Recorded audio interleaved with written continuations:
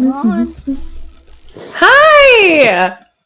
Hi everyone! Welcome to Elemental Night, Guardians of Balance. It's my first time DMing and I'm very, very nervous and stuff, and I'm going to be relying a lot on Art, who is my right-hand man. I just gestured to the side, but you're actually on the screen down there. But yeah, okay, so I guess we should just dive straight in then, yeah? Alright, let's go. Alright, let me find a good music to start on.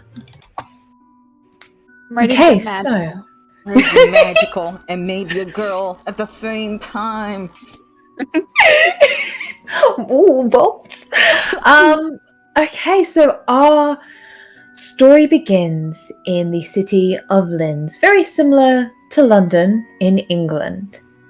We pan down from the sky through the clouds straight down to the university, Kingsland Uni. Now, at Kingsland Uni, there are 5 specific students that we're going to hone in on. And first, we're going to shimmy along the halls, go straight down towards some older classrooms. Hulda, why don't you introduce your character? Alright, so it's probably like 7 a.m. morning lecture. So my character is Daisy Hamilton. She studies environmental law. She has ginger hair, bangs, blue eyes, and she, with her like reusable cup, has like matcha in it. And she is sauntering into the lecture hall in slippers, pajama trousers, and like the bottom up is like fine. It's like a green jumper and like, you know, shirt, but underneath it's pajama trousers. As she like saunters into the classroom just with her like, actually I have matcha right here, just with a cup and her like cute little bag. Cute. Okay, so you're in your lecture hall and you are studying, of course, environmental law. And this lecture is kind of long, a bit boring. It's one of the duller days. Your professor speaks with a very low, dreary voice. There's nothing about him that's very exciting. He kind of stutters over some of his words occasionally, but he doesn't take a breath between when he speaks. So you just kind of start zoning out and such. And as you're trying and struggling to stay awake in your class, we're gonna go through the doors and down the hall, and close by is the marine biology. And Stevie, why don't you introduce your character? Okay, so my character's name is Lana Clifton. She is studying to become a marine biologist. She's a little quiet and shy. She really likes to focus in, and fish are her friends.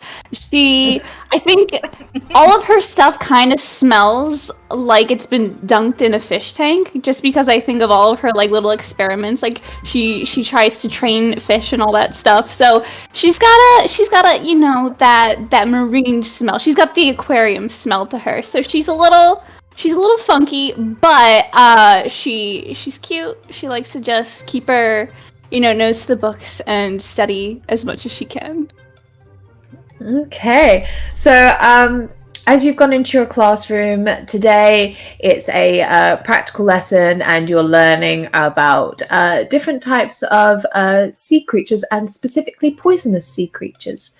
Today, and ones that are currently on the endangered list. And you've got, for example, ones like the lionfish that's cropping up, and a lot of you are gathered around this tank looking at this lionfish and studying its spines and such, and it's all poisonous like glands and stuff that are on it, and how it basically threatens other predators and such.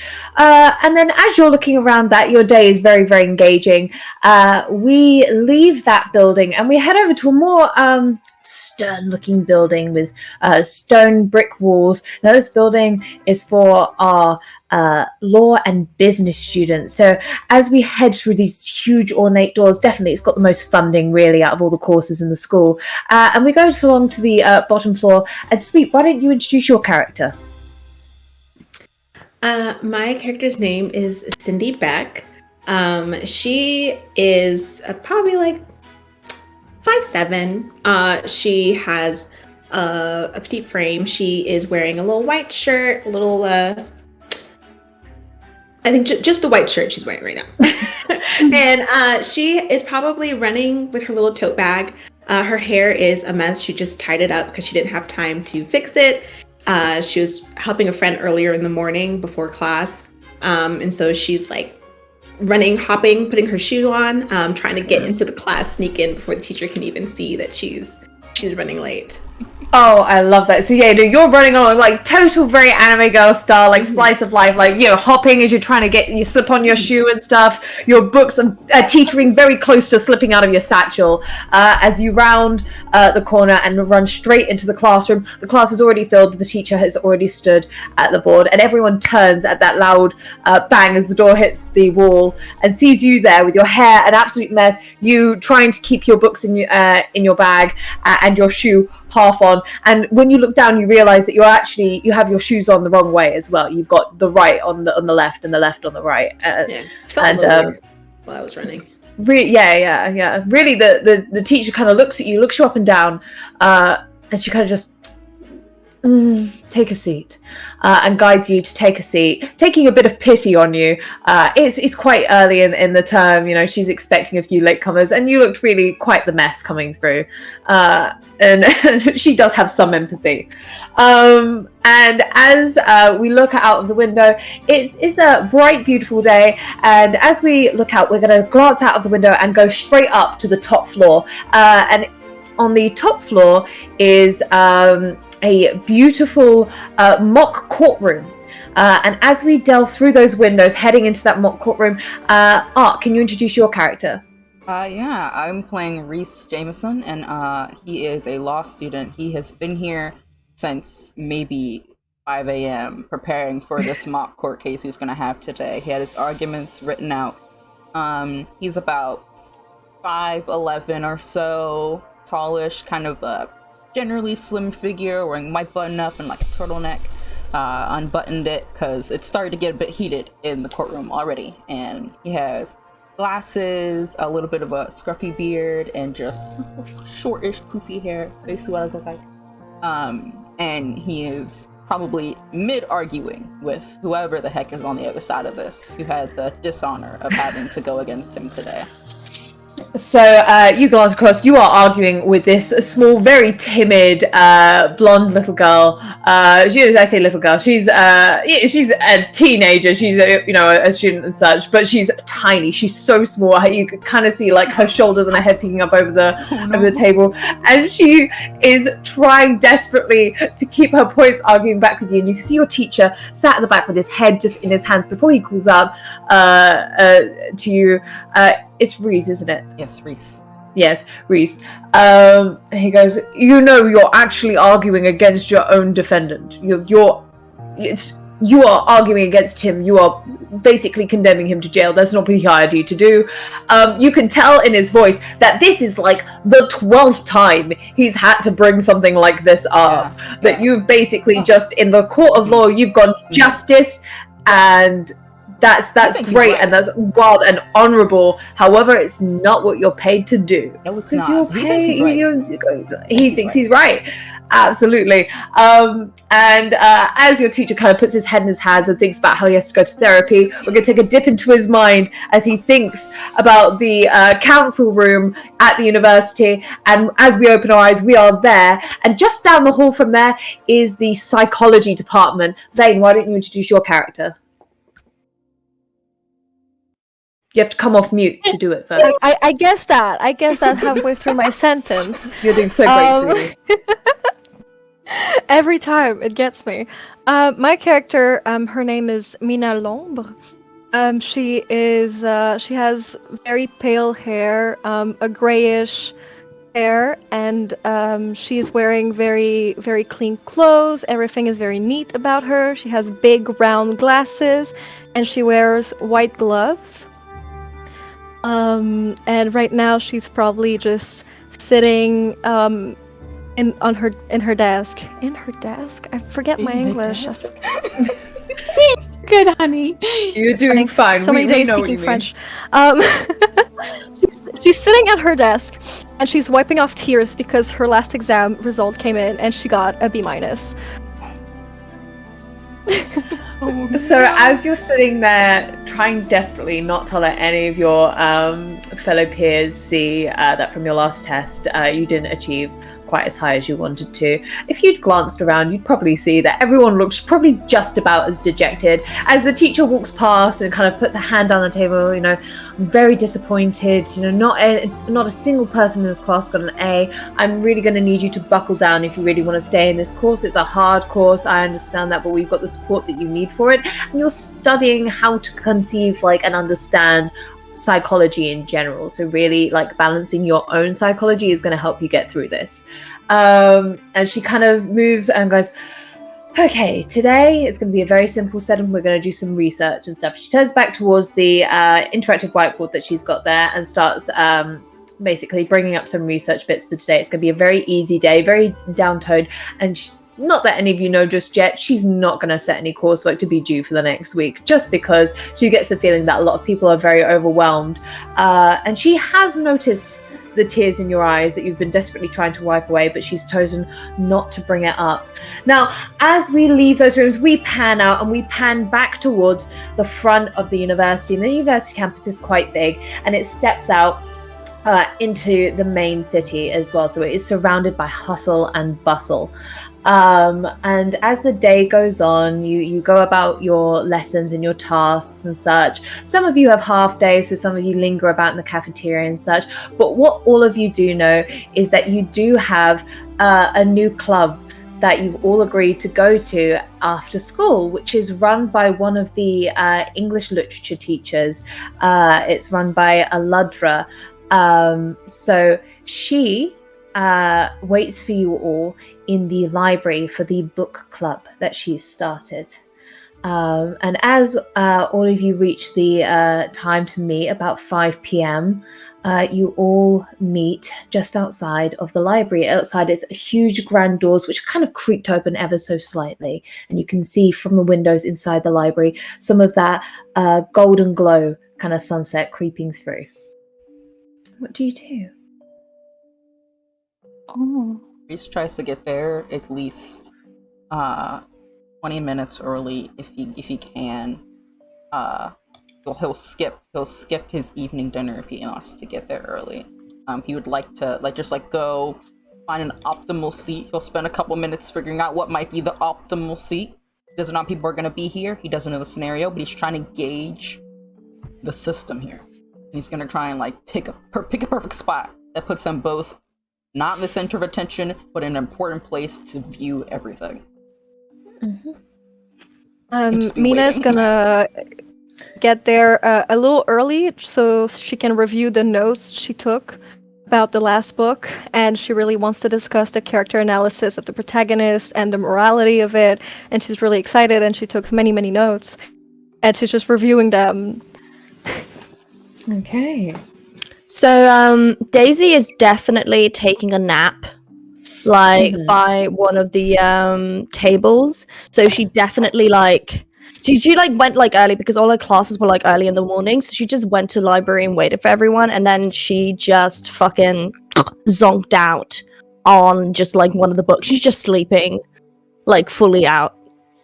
She's made a tiny snore coming out. She's in her pajamas as well, so she's very comfortable. But her face is all and a tiny bit of drool, as she's absolutely sleeping, waiting. She was waiting for everyone, but she hasn't realized everyone's arrived. She forgot to put an alarm on. Amazing. I think Lana probably will be the latest. She got distracted feeding the fish in her room. So she probably was oh my gosh, accidentally dunked her book in the tank and ran. So she was okay. So yeah, she's got fish flakes in her hair probably, and so she'll probably get there right on the dot. Cindy has been she thought she was going to be there early, but she ends up being late because she's stopping by and checking on people hey, how was that class? As she's walking by, this is her second year, so she's made a good amount of friends. So she gets there right before it starts, even though she thought she was going to be there 20 minutes early, like Reese. Okay, so as you're all in the library, you know, some of you kind of nestled away. You'll find that there's really one huge table in the middle of the library. There's huge bookshelves that run all the way up the wall towards this painted ceiling that arches over, and in the middle hangs a chandelier. From the sides are huge French windows that come down and bring in this beautiful glow of light that naturally brightens the room. There is a marble flooring that goes round that perfectly reflects the light that bounces off of it, but it also alerts you to the sound of heels that clack, clack, clack down the hall and into the main room of the library. And Aladra steps in, and you'll know her as Miss Meskin. You're one of the English literature professors here who runs the book club, who last week set you Alice in Wonderland by Lewis Carroll. Now, as she enters, she looks to all of you and goes, all right, does everyone want to come in together and we'll all talk about have a little discussion about how we found the book the other day. Does anyone want to wake up Daisy over there? Miss Hamilton? Miss Hamilton?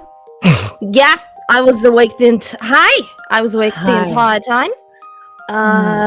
You know it's not mandatory to be here. If you did want to go home and rest, you absolutely No. can. No, I'm very excited. I'm very excited. Okay. That's really good to hear. So, how did everyone find the book? What was something that really drew you in? I know for me, I love Alice in Wonderland. I love the idea of being just taken to another world, but I also loved her hesitation about it. What did the rest of you find? It was fun. Yeah, like, you know, this young girl, Mm-hmm. I'm gonna be going honest. through a rabbit hole. I was eating bunch of- stuff that she shouldn't have been eating. Yeah, You I just don't think that was things really that ethical. just fine, and especially Yeah. if it says "eat me." I mean, that's just a little suspicious, don't you think?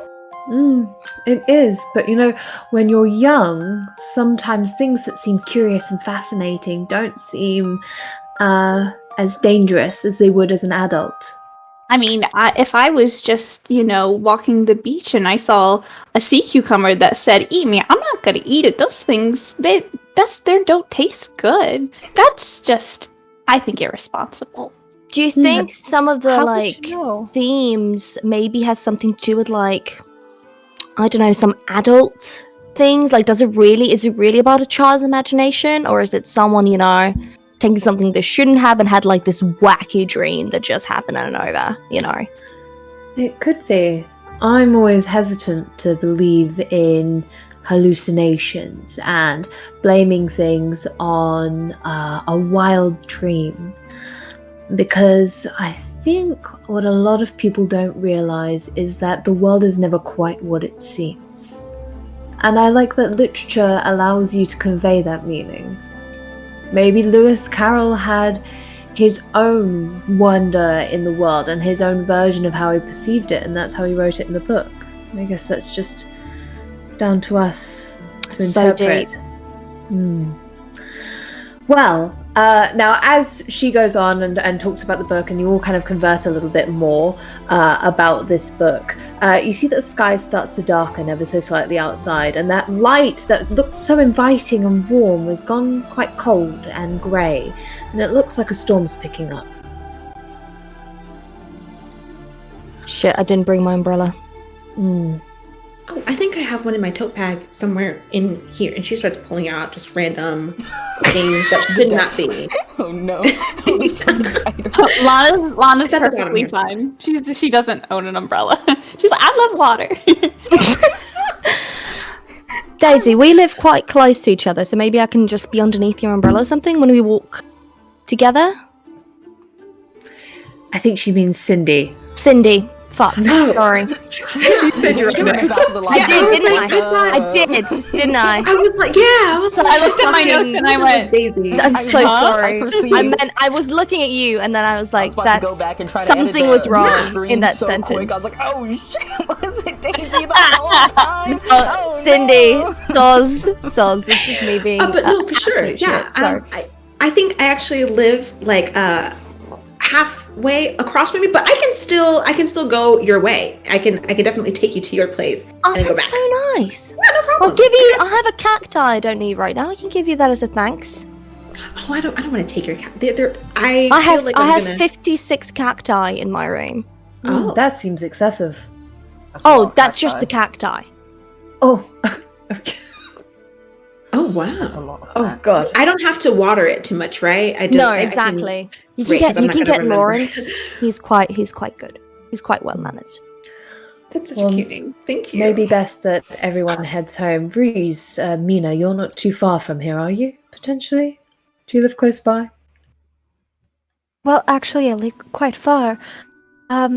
Maybe I could just walk to the library. We're in the library. No, I'll stay there. I stay here. I live. You know the university closes though, darling. I can give you a lift if you want. I have my car. All right, that'd be nice. No worries. Reese, do you need a lift? No, I'm fine. I can just walk. Just not that far. All right then. Olidra kind of guides a lot of you out, and out into out of the university, down the corridors, and you're wandering around. Stop it! Sorry, I've got my food. My cat's just come in. Yeah. All right. So you're wandering down the corridors, as she guides you towards the main exit for the university. And as you step out through the doors, the steps down are coated with water, and you look up and the sky has darkened dramatically. There is the rolling of thunder, and you see some flashes of lightning picking up, and the wind starts to howl as you're moving. As Maybe you- I should have gotten an umbrella. Yeah, Reese doesn't have an umbrella. He's just walking like very like oh god. Lana's like, yay! But like a gust of wind like totally knocks her down. Reese, as you're trying to walk down the steps and away, you find that the wind almost feels like a wall. You can't quite walk through it. It almost pushes you back. It's just like oh okay maybe. How long until the school closes? Maybe he's thinking he could wait here a bit until it like calms down. Because you just probably watched about an Lana, hour or two before like, get it flipped before it over by the wind and was like, wow, I just watched Lana just get yeeted. So I think maybe it's not the safest thing. So you'll know that the university does close in about an hour or two. And he'll perch like on the steps, just like at the very edge, and just kind of watching the sky and hoping for a moment to get through. Okay.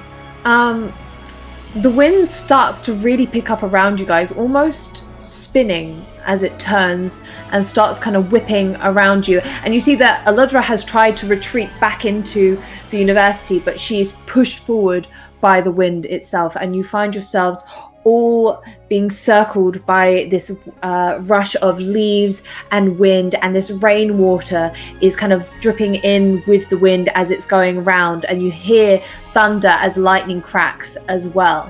It's almost deafening as it surrounds you. And then as you think that it's becoming a bit too overwhelming, as you're struggling to stay up and you're just like yelling for each other and such, it seems to condense in on you, and all you see is darkness. You then, when you next open your eyes, find yourself surrounded by the clearest blue skies. There are clouds all around you, and a golden city sitting on those clouds in front of you as you sit in the main I guess, entranceway for this cloud kingdom ahead of you, and you're all sat there rumpled. They have leaves in your hair. You look an absolute mess. You are damp and cold as all 5 of you and Aludra are sat in this cloud kingdom, completely taken from the world that you knew and thrown pretty much towards the heavens. What was that you said, Daisy, about the Climate change? hallucination? Well, that's real, but I meant the hallucinations. Yeah, I think we're dead, Reese. It was nice What? knowing you. No, I can't be. I have. There's a court due tomorrow. I was gonna I be mean- defendant and everything. I can't. I mean, you can always defend heaven on earth and like an angel or something. If they ask Do you us to think eat that they have anything, pension? don't I don't- eat it. Don't eat it. Don't eat Okay, what? Don't eat it if they. Yeah, no. I If don't they take food tell, from strangers. I mean, don't eat that as well. But never mind. If we're dead, Well- do we eat? Did this storm bring us up here? I'm kind of. Are we gonna lose oxygen up here? Like, is it the height? feel very panicked Where are right now. we? So do I. We're Is everyone else absolutely dead. okay? We're dead. Oh my god. Cindy, Mina, are you guys okay? Mina's just gonna like whisper very like softly. I'm sure there's a perfectly logical explanation for this. I'm gonna throw up. Oh no! Lana goes over and like starts rubbing circles like on Reese's back. It's like, it's okay. Breathe Which in, one what to do? breathe out. Meanwhile, she's also panicking. She's like, breathe in, breathe out, breathe in, breathe out. When you say breathe out, Daisy's like, Daisy's like, either we're dead or it's climate change. She's still like weighing it up. Or we're dead because of climate change. She's like, no. either or. She's like, Because of I don't know which one to climate pick. change. Cindy, next to you, you see Aludra stir, and as she kind of grunts and just, she sits up and opens her eyes, and then you just see her go, fuck. Do you know where we are? Unfortunately. Well, where are we? The Cloud Kingdom. Don't worry. Sorry? He'll be able to explain everything in a second, I'm sure. And you follow where she's just pointed her finger, and walking down towards you, you see a man with long brown hair in a plait. He has a splattering of freckles across his face, but where his hair comes from the front of his forehead, it almost looks like bark and twigs growing out and then forming into the hair. Across where he should have stubble, he has moss growing down, and you see he walks towards you in a suit of a suit of bark and tangled roots that form his long cloak that he wears.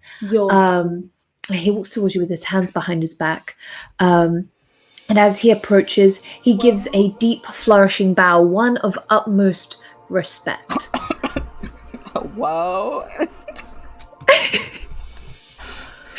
Oh wow!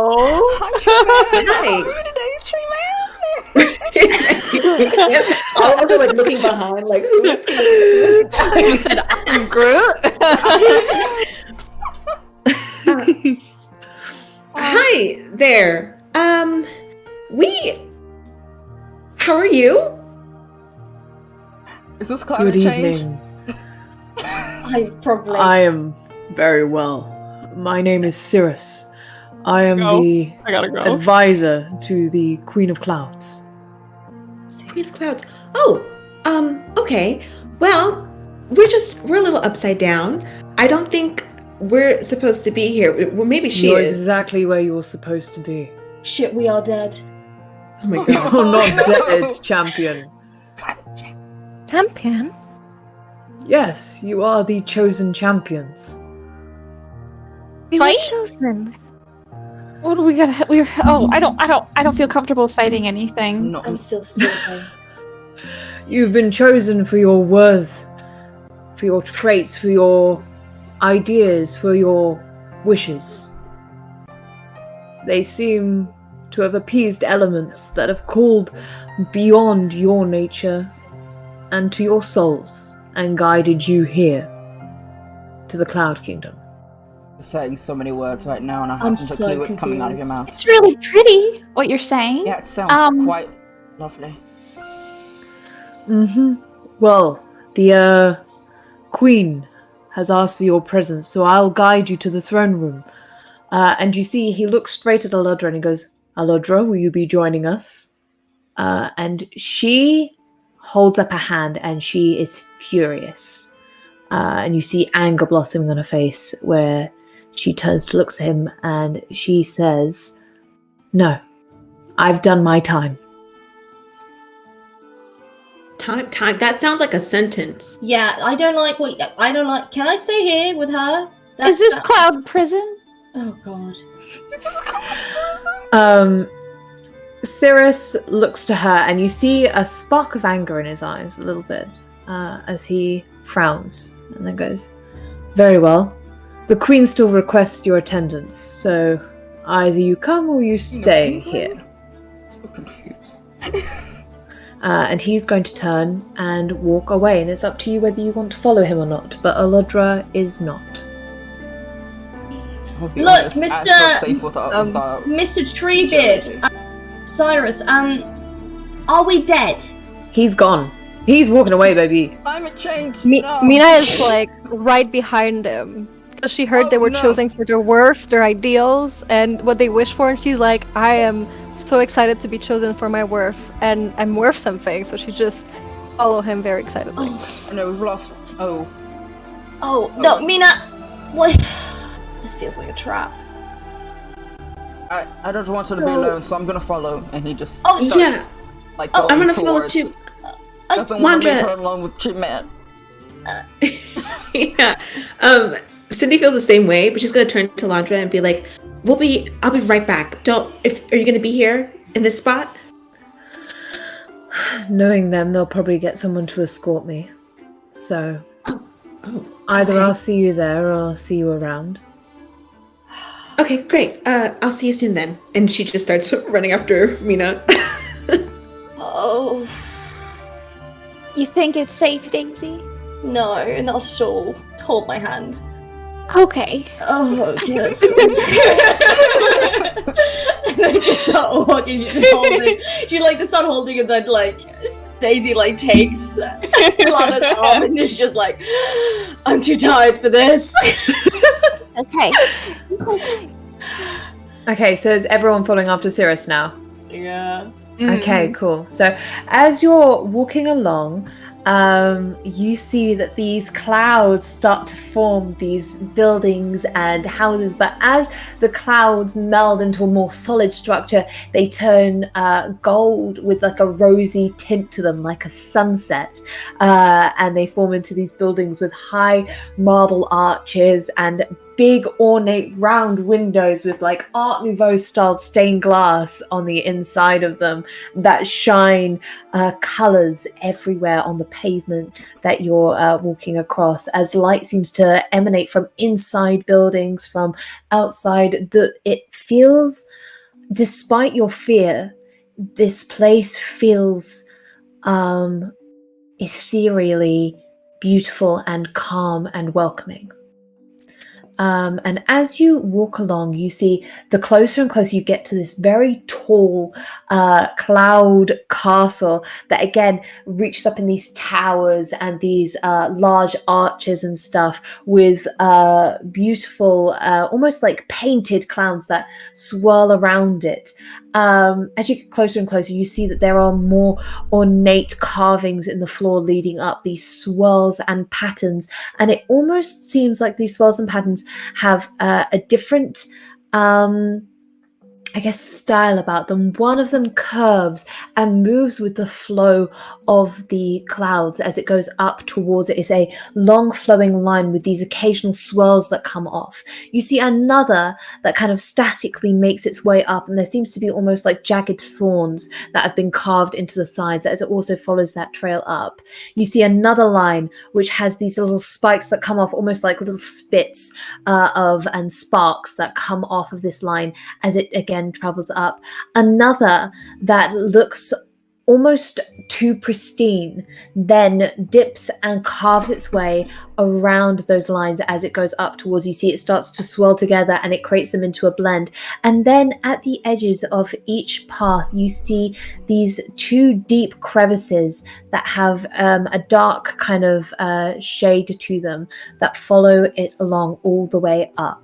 And as you reach the top of the stairs, I guess the path to the castle, these lines have all merged into one solid gold line that heads straight towards an open archway into the throne room.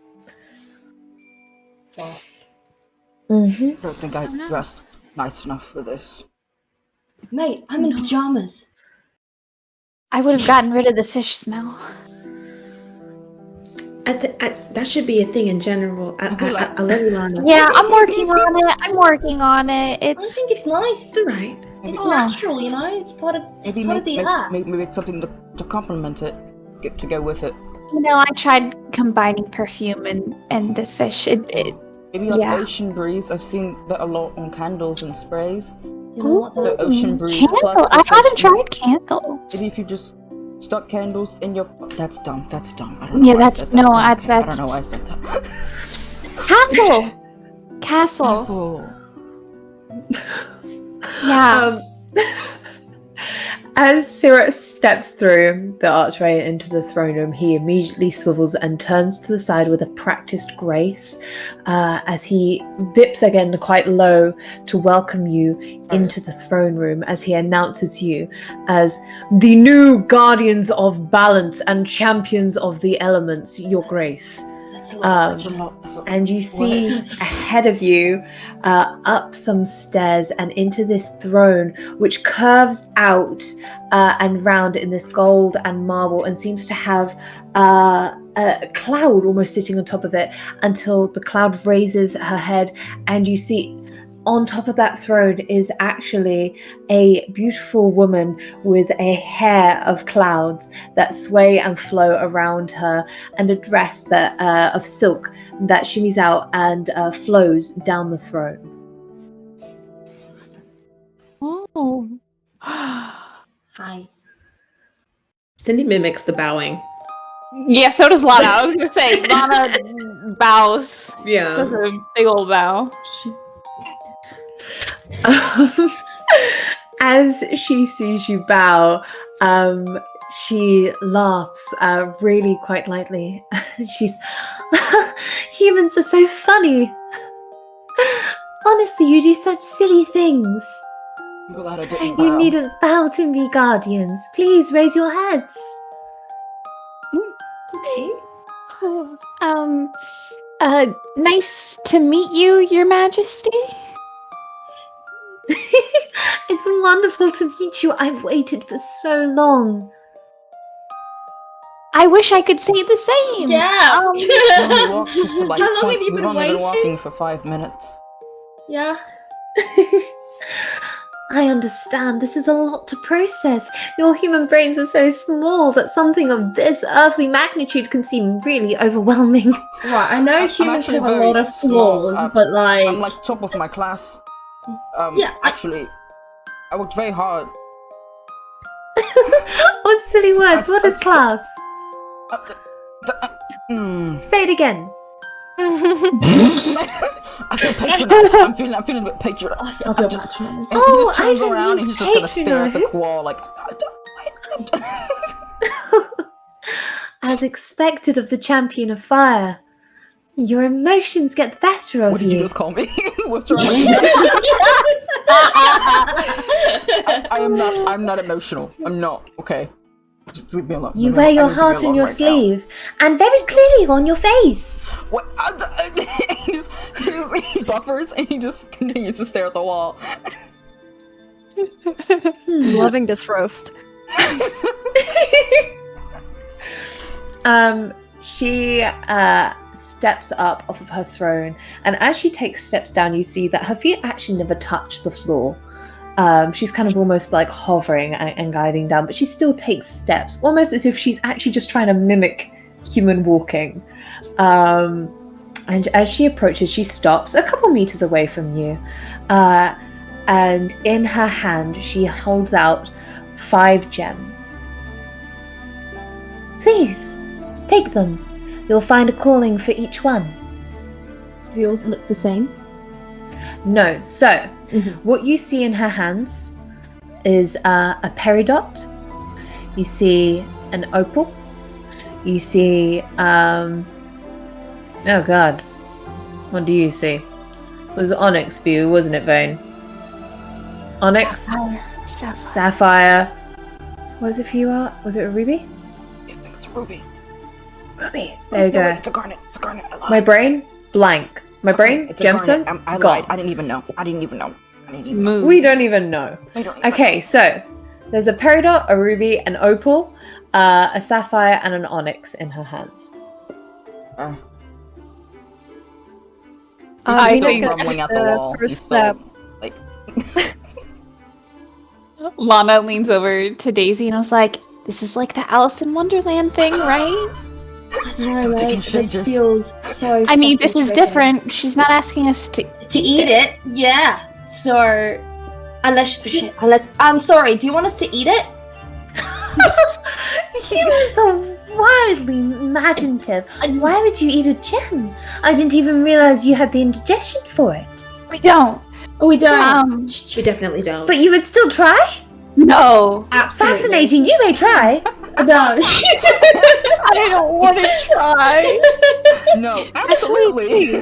For science. Do it for science, Daisy. No, look, I didn't do rock studies. I do plant studies. Like, I'll do the geology students can eat the rocks. I licked a piece of coral once and it wasn't fun. Exactly. Look, I'm vegan, but I'm not that vegan. These are very lovely gifts, but I'm a little wary, to be honest. Why are you giving them to us? Because they will unlock your true form.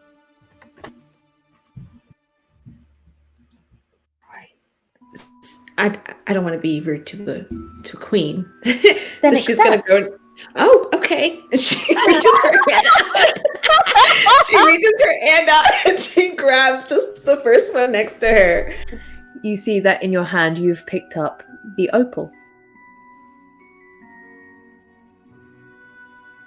It's gorgeous. Mhm. Thank you. She puts it up to the sky. It's wow. Do you wanna roll investigate for me? Oh, sure. First roll. First roll. Magical roll. Oh. Wait, what do I add to investigate? Oh my god. Sure. Magical roll. Sharp?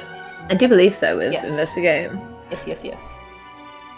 I got a 4. First roll. Oh. First roll. It's a very pretty gem. It's so Wow, pretty. That's a good rock. It's gorgeous. That's a good. Yeah, That's a jeweler. nice boulder. Yeah, that's a nice bowl. That's a nice gem. For everyone in chat wondering, we are using same system is sort of like Monster of the Week. So 2d6, 1 to 6 is a fail, 7 to 9 is a mixed success, and 10 to 12 is a full success. Yeah, no, sorry, I forgot to mention at the start. I've just adapted Monster of the Week to this, but I made it cute. It did. I made all the sheets look cute as heck. Yes, they are. So pink. Sparkles on anything, anything and everything. Pretty. It does sparkle. I I don't know how, but it sparkled through my screen. It was crazy.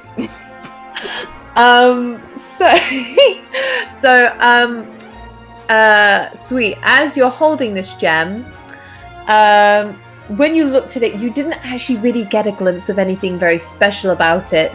But what you do find is that you almost can't uncurl your fingers from around it. Oh. That's Like you cannot let go of it. weird. Not to be rude about your gift, but I can't let it go. I guess that means you want it. I'm leaving. I'm checking. I'm checking in here. I want to let it go. Then you'd be able to let it go. Surely that's how your limbs work. Oh my Why don't God, the rest of you take your gems? As long as I don't have to eat it. You don't have to eat it. Lana picks up one. She, as you reach forward, you find almost that you're drawn to the blue glow of the sapphire. And as you pick that up, why don't you roll investigate for me? Someone asked, would you be releasing the sheets that you crafted after this? I don't know if you're gonna do them on Patreon. Sure. Or if you're gonna send them in the Discord. Sure I can. I just saw that what I sent you has a typo, so let's, because I sent you a typo and you Did I copy and paste a typo in? I think so. I meant It's because- like the Monster Louise sheets that you like redid, but you can also send your character sheets, I guess. Yeah, we can I talk can. about that afterwards. I'll make a little bundle for you guys. I've just got to make sure enough of the credits are on there because, of course, I didn't craft the whole thing. I just edited it. But yeah, no, absolutely. Anyway, what did you get, Stevie? I rolled a 12. Oh, okay. Oh, Okay, so as you lift this gem up, yeah, mark experience. Or just put a mark on it because I didn't give you an experience tab on your sheet because I got distracted making it cute. I'm so sorry. Priorities. When we get a good roll, we mark experience. No, or when we get a I bad said roll? sweet first to make sure that you. Sweet. Oh, okay. Yeah, I didn't. Yes. Sorry. Yeah, no, not you, Stevie. Sweet mark experience because she got a fail. Sorry, I never honey, you- get an experience point. No, it's because you're too good at Because you rolling. never miss. It's mine. It's because you never miss. I guess we'll never know. I guess we'll never know. Stevie and Paragon, Stevie and Magical, who knows? As you lift this sapphire up, it catches some of the rays of light that are coming through the top of the throne room, and you see inside it there's almost this moving orb of water that kind of sloshes against the sides of the gem on the inside, but there's this glow to it and this push and pull wave motion from it that almost seems to draw you in, and as you're holding it, you find a connection to it and you feel it deep in your bones, and instinctively you place it against your chest. As soon as you do, as soon as it hits your chest, you feel this deep, resonating pulse hit through you and almost out through the other side. Your body turns an ethereal white as you fly up into the air. Water streams around you and splashes up against your thighs and around you and up. And it washes over you. And as it does, your hair grows and it has almost a bluish tint as it forms into a ponytail that floods out from behind you. And the tips of your hair form into these little curls that almost splash against the sides like a tidal wave that's just crashed down. Your armor that begins to form from the water that almost freezes, hardens, and cracks, and you see gold pierce through the ice on your shoulders and then down on your greaves, and you slam your arms together and it cracks the ice there, and you see these shimmering bits of gold that shine through there as a splash of water floods down your chest, and the breastplate is revealed with the sapphire at the center as it comes down and round.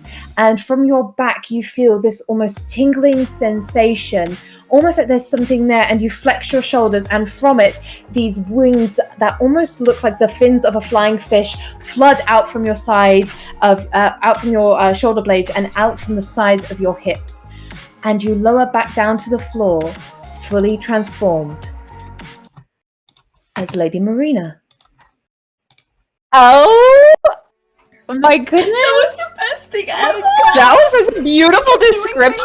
I was gonna cry. Oh my god! I was transported. That was amazing. I was Honestly. I was in the It's Cloud already Kingdom, y'all. rough with magical girls. It's the best thing ever. The art, I'm sobbing. Oh my god. Wowie wow. Is Marina still or is Lana still up in the air? No, you float back down to the floor. And before we continue on with your reaction there, the queen is going to smile and hand a gem out again, hand out her gems to the others, and go, a gem. Take it. My arm is tired. She's gonna Mina's gonna push Reese and be like, please, go on. I don't want to go. I don't do jewelry. I'm wearing necklace. I don't do. It's an honor. Reese, do should it. take I'll it. give you a cacti if you do. You said. I'll give you Come gold. now, What is fire with you and champion. the cacti. Why you keep Look. giving away plants? It's good for the environment. At your hesitation, the queen has hovered forward very much in your face. Her clouds swoosh around you with the movement and then swoosh back again. And she holds the hand out and she goes, take. You are no coward now. He just grabs it. I'm not. He just puts it against his chest and he's like, I'm not. You've reached forward, you've snatched the ruby, and you've just hand. pounded it hard against your chest. Can you roll just a straight magic roll for me? Okay.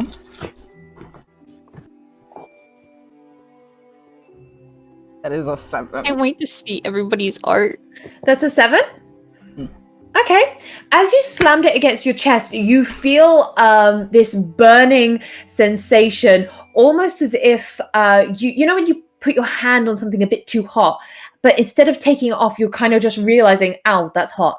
You've held that there, and you're going, ow, ow, ow. But then, as that warmth starts to seep through, you almost feel like you're getting used to it. And also, I didn't get any more transformation music, so same transformation music. But It's okay, we can have it twice. we're gonna have it 5 times. I love it. As any good episode of Magical Girls. What do you mean? There you Like go. Sailor Moon is just Exactly. one song, you know? Exactly. They change it every season, so don't you They worry. Exactly, do. it's the season You one. know, We you're don't need to change absolutely anything. right. So you've slammed your hand there. That burning sensation becomes familiar and familiar until it erupts in this flood of flame that spreads out from it, almost like phoenix wings that come up from the breastplate and come round. You see flames start to travel up your body and into your hair. Your hair almost sets alight, and from the sparks that shimmer down on it, gold seems to paint its way across your skin and then in a moment harden into these beautiful pauldrons there. You have this red glow that comes down your skin and covers you in that bodysuit there. Flames then travel down your fists and you see that your hands are on fire, and instead of feeling worried, you feel confident, you feel alive, and you grasp your fists and bring them down. Fire shoots down to your legs, and from it hardens this rock hard lava-like ash that almost seems to molten there onto your legs. And then as you bang a fist against it, it cracks, and that golden armor again is revealed just there.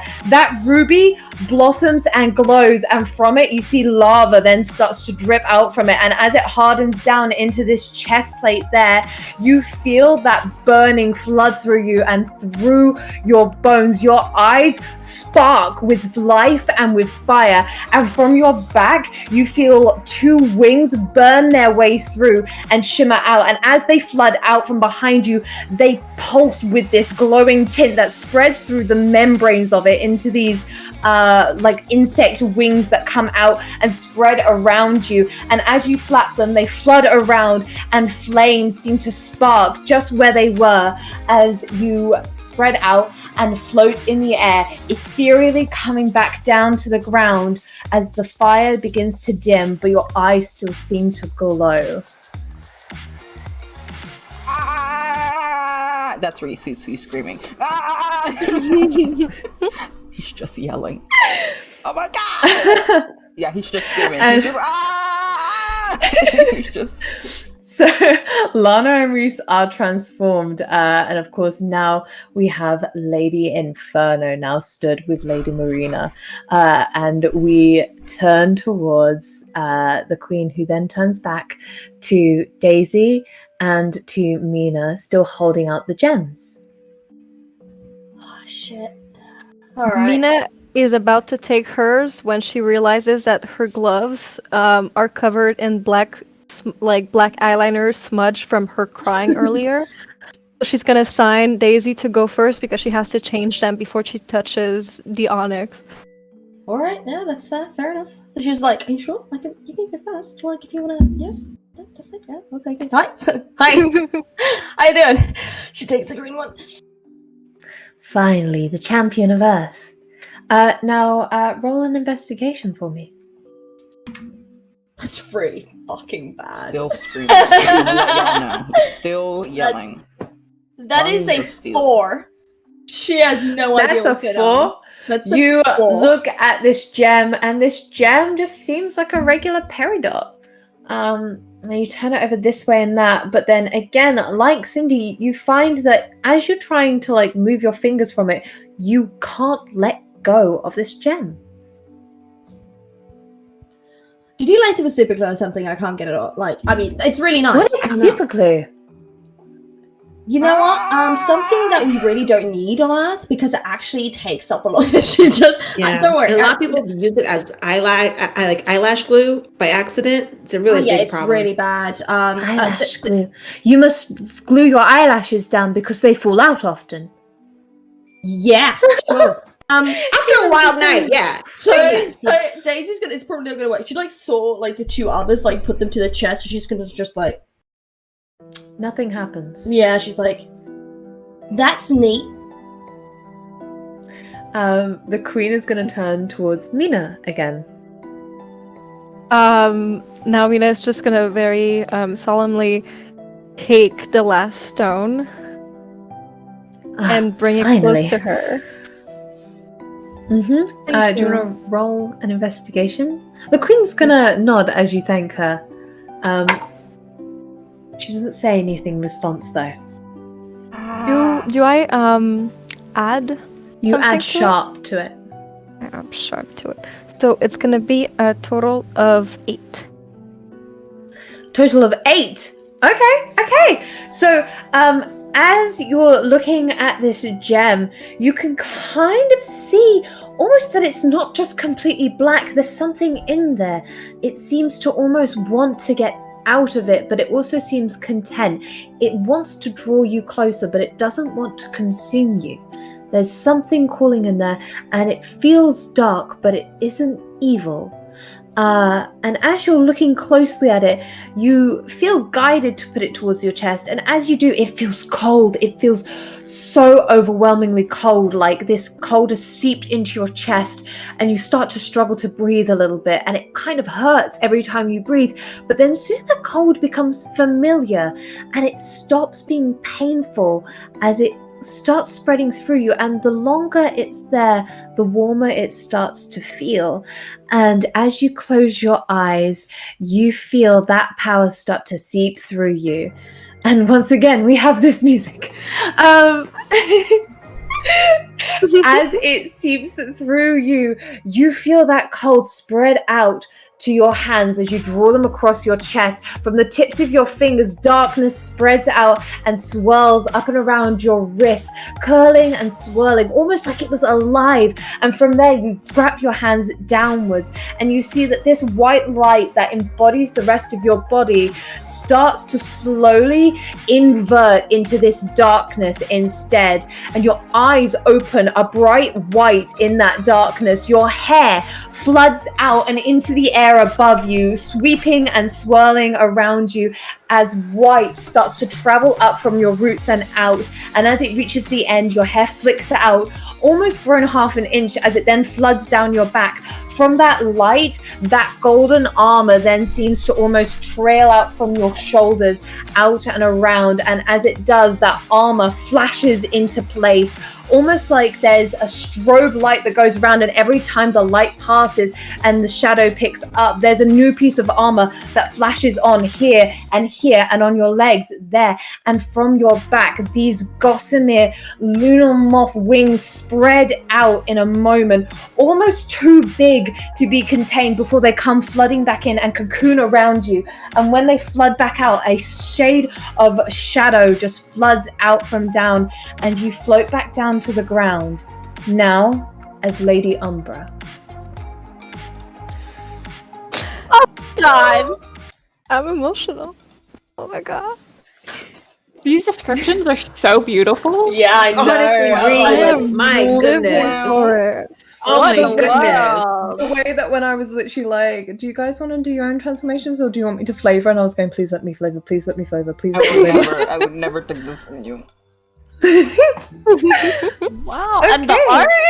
Oh my Honestly, Oh my goodness. goodness. Gorgeous. Oh my So god. pretty. Oh my god. when you were describing the cold, I was like, all right, Elsa.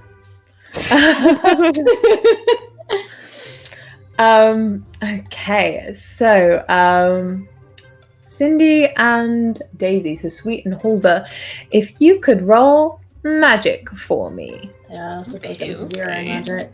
That's a 4 again.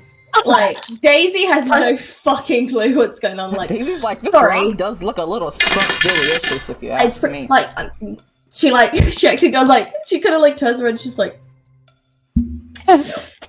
We'll get to you in a second then, Hulda. What did you roll, Sweet? I just made it. I got a 7. hey! Hulda, can you also mark experience, Hulda? Marcus, an experience? Yeah, experience. Yeah, mark experience to put down just a little mark because I'll add them onto your sheets later. yeah. Put down 2 marks because you've failed twice now. Yeah. She's like, fuck's sake.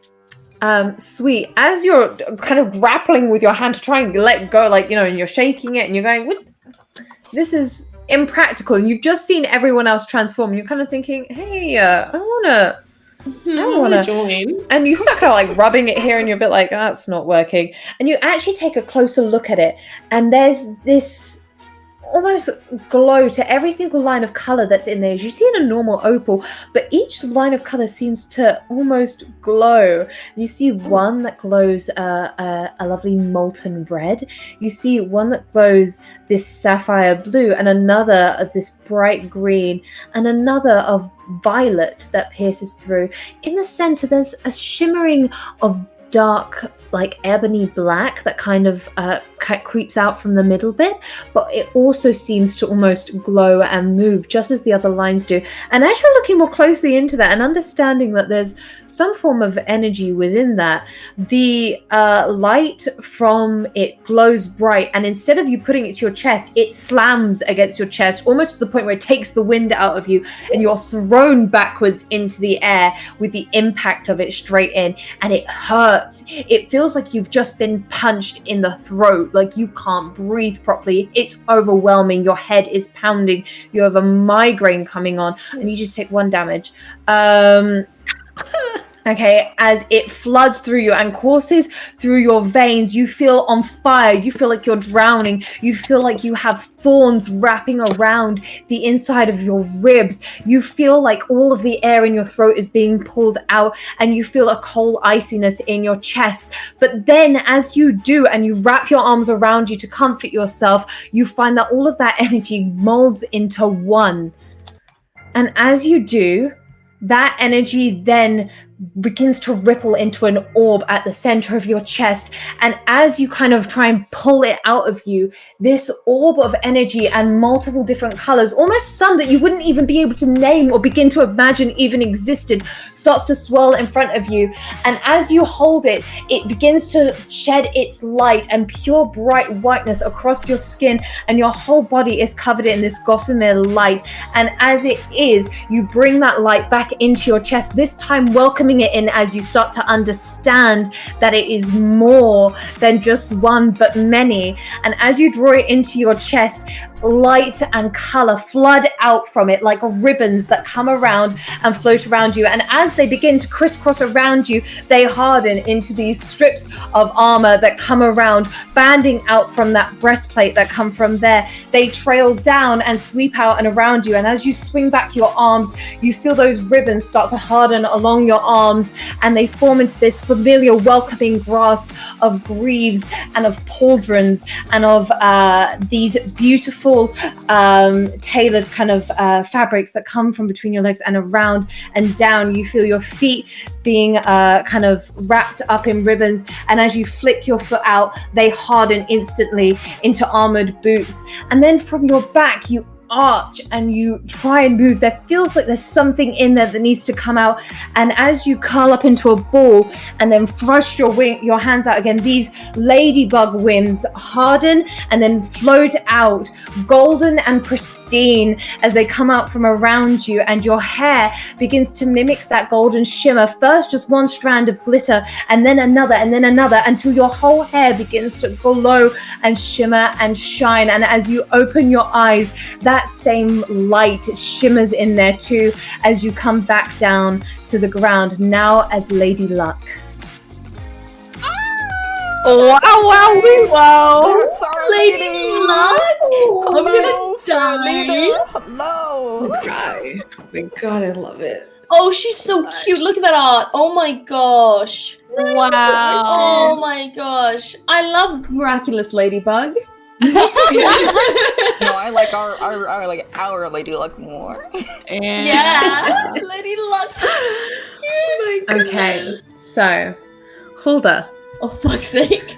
as Daisy is trying desperately to open this gem, you're not even looking at it. You just Like, she's want it licked off. it. She's You- like trying to like do You're that. trying to like slide it out with your sweat, and you see that the Queen and Cyrus begin to look at you. And Cyrus goes to move forward before the Queen stops him with a hand up and shakes her head and goes, "No, she must learn."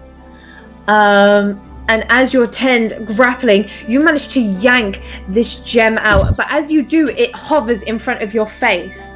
It almost feels like you're being perceived by something that is greater than you.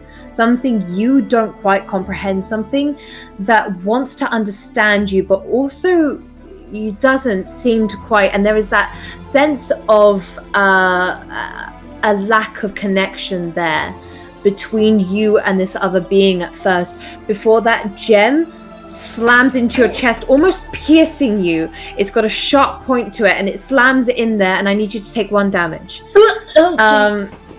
And as it does, you start to scramble against it because you're like, ow, that hurts. And you try and pull it away. And the more you pull it away, the more you can feel yourself digging at your chest. And it feels like you're digging at dirt and you're not actually digging at anything solid there. And as you come away, there is soil in your hands and mud beneath your nails. And as you look down at your chest, you don't really see a chest there. You see dirt and you see seeds and you see something that isn't quite you, and you see roots beginning to stick out and grow. And as you start to scramble against them, if you could roll another magic check for me. That's a lot better. That's so much better. That's a 10. Oh, fantastic. As you scrambled against them, instead of pulling them out, you feel that connection to nature that you've always felt. So instead, any exposed root and any exposed seed, you've then begun to cover with this soil that you've pulled, and you pull it across and you begin to cover and pat that down and smother the seeds, burying them deep into you, surreal and uncomfortable with the situation, but understanding that they need to be taken care of. And as you push them in, you feel that gem begin to glow, and it's like a heartbeat other than your own thuds through you. And as it does, you feel a warm energy flood through your bones. As that energy begins to grow from within your chest, you feel that your chest slowly becomes solid once more. Those seeds kind of delve in and take root, and you feel them almost taking root within your blood, within your soul and essence. And as you do, you take a breath, and it's like the first breath you've taken since you had that gem in your hand. And as you do, a light begins to consume from your chest and flood outwards. And as it does, your body begins to glow pure white, and you float up into the air. And as you do, roots then flood out from the peridot in your chest, and as they do, they wrap around you, almost cocooning you into this small cocoon. And then as it does, an explosion comes out. Beautiful gold and orange wings flood out from behind you, these butterfly wings that then wrap around you. And with every swish of the wings, more and more of you is revealed as gold-plated armor shimmers on your shoulders and down on the breastplate and down your legs and against your feet. And from each movement of the wings, you see your hair begin to grow like flowers and such, and tangle themselves together into a huge bun at the back of your head. And as it turns and as it foils around, your hair hair almost looks like a rose from the top of the bun. And as we trail down the body, as your wings flutter about you, you spread them high. And as you do, your whole body is revealed and you are glowing. There is this golden aura as a symbol on your shoulder glows green. And as the symbol on her shoulder grows green, each symbol on each of your own shoulders also glows with its respective color. The blue on Lady Marina's glows, the red on Lady Inferno's glows, on Lady Lux, the one on the side there glows this pure bright white. And then from your own Mina, yours glows with this black, almost purple-esque glow there. And as you come back down to the ground, all of you are fully transformed, and all of you are then there as the champions of the elements and the new guardians of balance. Now you're unsure of where you are or who you are or what you're meant to be, but all you know is that this is who you are right now. Oh shit, this is neat. Wow. Pretty cool. This is quite nice. This is nice. This is nice. Mina's gonna like. Can she like see her hands? She can see her hands. Right. She's gonna see that like they're completely black and almost like shadowy, and she's gonna start panicking and try to like wipe it off of her and say, "I don't understand. No, what is this? What am I?" You are the new champion of darkness. I'm sorry, Your Majesty. There must have been a mistake. There is no mistake. Everything you think you know is wrong, which isn't new with humans. However, all of you have been chosen as the new champions of each element. Lady Rose, you are the champion of earth, Lady Inferno of fire, Lady Marina of water, and you, Lady Luck, of energy, and you, Lady Umbra, of darkness. All of you have been chosen to fight against a force that was kept bay by the guardians previously chosen before you, but unfortunately has managed to break its way through. That is why you've been called forth. Now, where is the champion of air? I was told she was with you. Oh, she didn't want to see. She didn't want to see you. Oh shit, is that a teacher? Is our teacher the champion of air? No, it's. Oh my god, what was her name? It starts with the. Aladra. Aladra. She, I think that's. I mean, she knew what this place was, and she didn't want to come inside. You know. She has every reason to be upset. But I wish she'd get Why over it. What exactly is she upset about? Yeah, I'd like to know too. It is not my place to talk about the feelings of others that they wish to keep concealed. If she wished to tell you, she would have done, would she not? Well, Philadra doesn't want to be the champion of air. I can be. I don't have to be this. She knows as well as we all do that there is no choice, unless the elements deem you unworthy. Wait, so the elements can just like Then just be what like, nah, you're not worthy happens- anymore. What happens if we're not worthy? You will no longer be the guardians. Okay, so we won't like die or anything, right? I It don't like depends on what you're I don't like doing. the pause. I really don't like the pause. You hesitated. That was no. Too long, Your Majesty. Oh no! And while I'm honored to be the champion of water, that's nice. I like it. It fits. How do I make sure I stay worthy? By doing everything you already believe that you are. Now, I'm going to send you guys your character sheets for these magical forms. But first, Mina and Marina, Lana, so Stevie and Vane, roll investigation for me. Okay. Okay.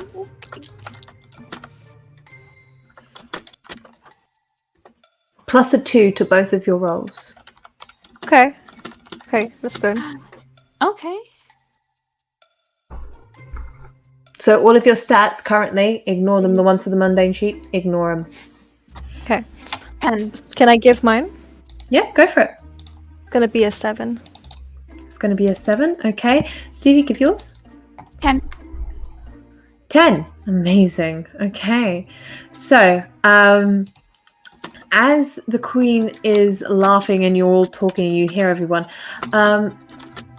Vane, you see at the bottom of the queen's hair, the pink color is starting to fade ever so slightly.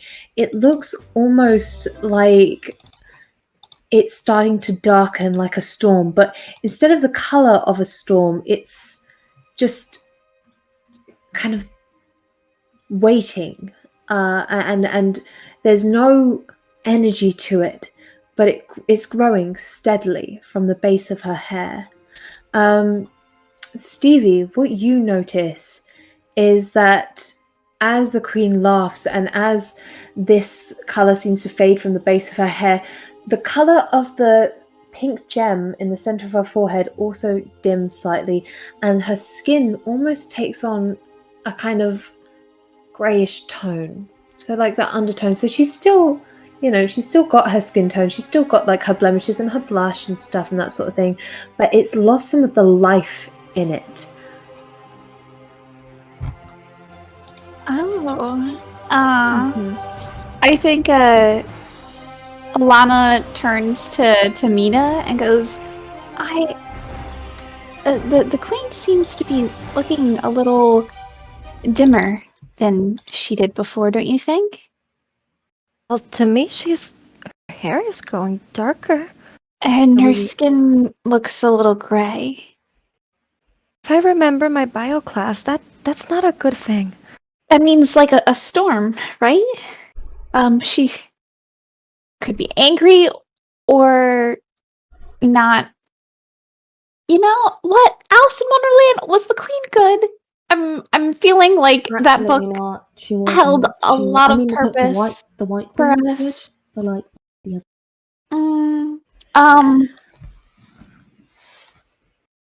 other. Amina's gonna take a step forward and ask Her Majesty. Majesty, are you feeling all right? I feel perfectly fine. To be quite honest, you don't look so good. That's not exactly the nicest thing to say to a queen. I mean, Maybe are you feeling unwell? Could I give you something to drink or eat? I mean, you just look like maybe you need to sit down.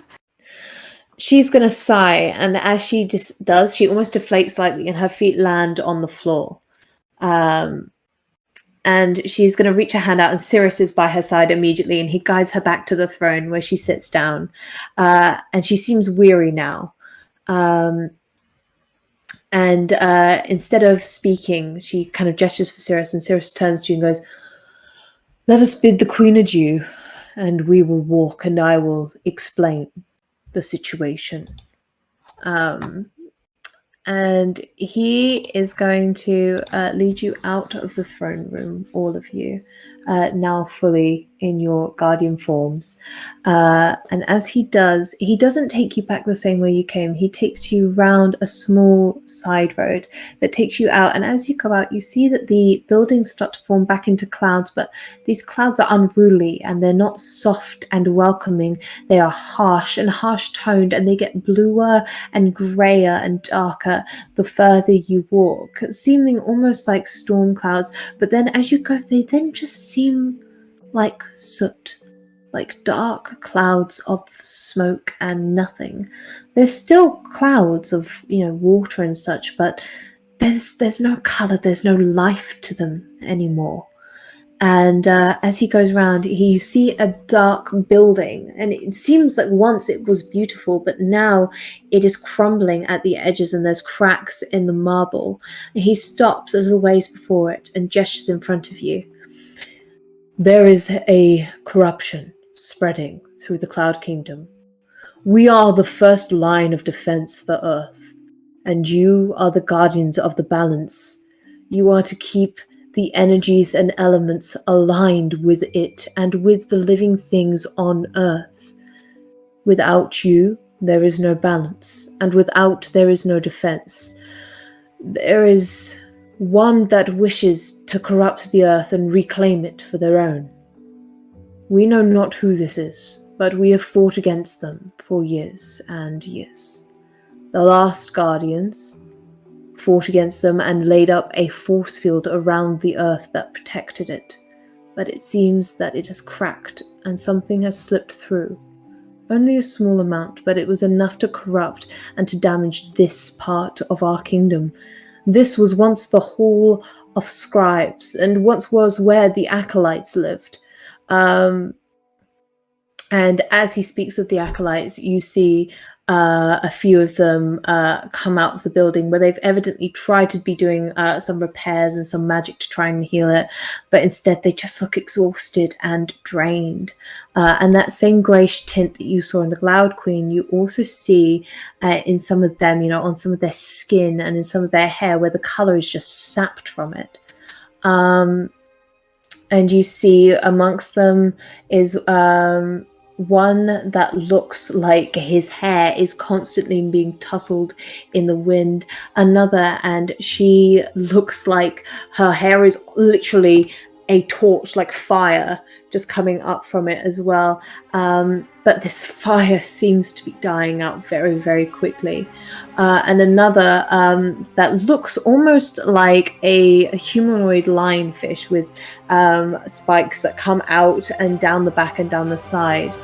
And these acolytes walk past you with this kind of dejected look. And they do glance at you, all of them looking at these champions of the elements, as they too are acolytes of the elements themselves. So there is that same connection that they see as they go past, but they don't linger for long. Cyrus turns to look back at you all, and he gestures to the building and looks back at you and says, "This is your first mission, your first adventure. You need to learn how to work with each other and work with your abilities in order to save part of our kingdom. And with part of our kingdom, part of the Queen's strength. Her strength is your own strength, as she is the bridge between the elements and you." And with that, he leaves you there. That's a lot of responsibility all at once. That's a lot of pressure. goodness. Who'd have thought the climate change would have also corrupted the Cloud Kingdom, man? This is definitely not something we've covered in environmental law. I have to make like an essay about this. This is absolute bullshit. We gotta save this. It makes sense. Did any of us hear like a schedule of like how often we're gonna be having to do this? I'm juggling a lot, so I just want to. Oh shit, yeah. I sleep a lot. I need to like put nap times in my schedule. So like, I need to feed my fish. yeah, that's also really important. I need to water my plants. Sorry, every Sunday is plant watering. I don't do anything else but that. So if you need me on Sundays, no, you don't. You got a lot. You got a lot of plans. Yeah, I do. I do. I'm just gonna look. It's an archway, correct? That we're going through. Okay. Yeah. Maybe we should peek. I'm kind of curious. I kind of want to peek and see what it is around the corner. No one's stopping you. She's gonna walk up and she's gonna go look. As you glance in, so time has begun. Let me give the right bit of music.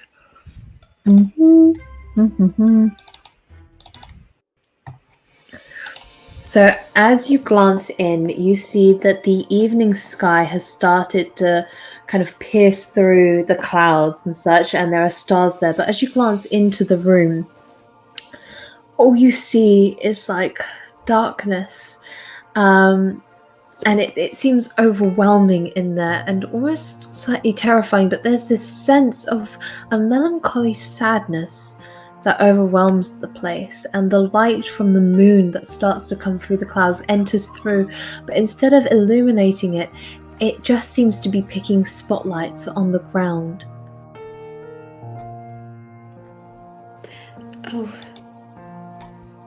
She goes back to the group and she's like, it's kind of the same with not that much color in there. Guys, it's a lot going on around here. I feel really bad. Did you see those creatures walking by? Yeah, the lionfish guy looked pretty cool. Yeah, but they were also missing their color, it seemed. Yeah. Listen, if this place gave us these powers and they said that we're chosen, then I guess we must be special and we should at least maybe try to learn how to protect this place. I mean, so we just do that and then magic comes out? Is that what we're supposed to do? And I don't once know. she does that, does any magic come out? Roll magic. Oh my god. But wait, You Rip. launched a Character. tree at Lana. Rip. You literally Rip. just We a whole hardly oak. knew ye. We hardly knew ye. yeah, it's 8. Mm. Okay. Wait, magic. Yeah, okay. Okay, is that something you have a look at the magic list? Is there Oh, something you wanted shit! to achieve with this? Is there anything on your mind that would have? I'm gonna roll a d6 and see Mhm. what. Okay, we'll see what it lands on. So I'm the shield. Okay. So as you are What? So we're just trying gonna do to- that, and then magic comes out, and then fuck. This shield almost blossoms from the palm of your hand like a rose that comes out, and as it does, it spirals and spins, and as it does, it gets bigger and bigger and bigger until it becomes this round circular shield with a rose in the center.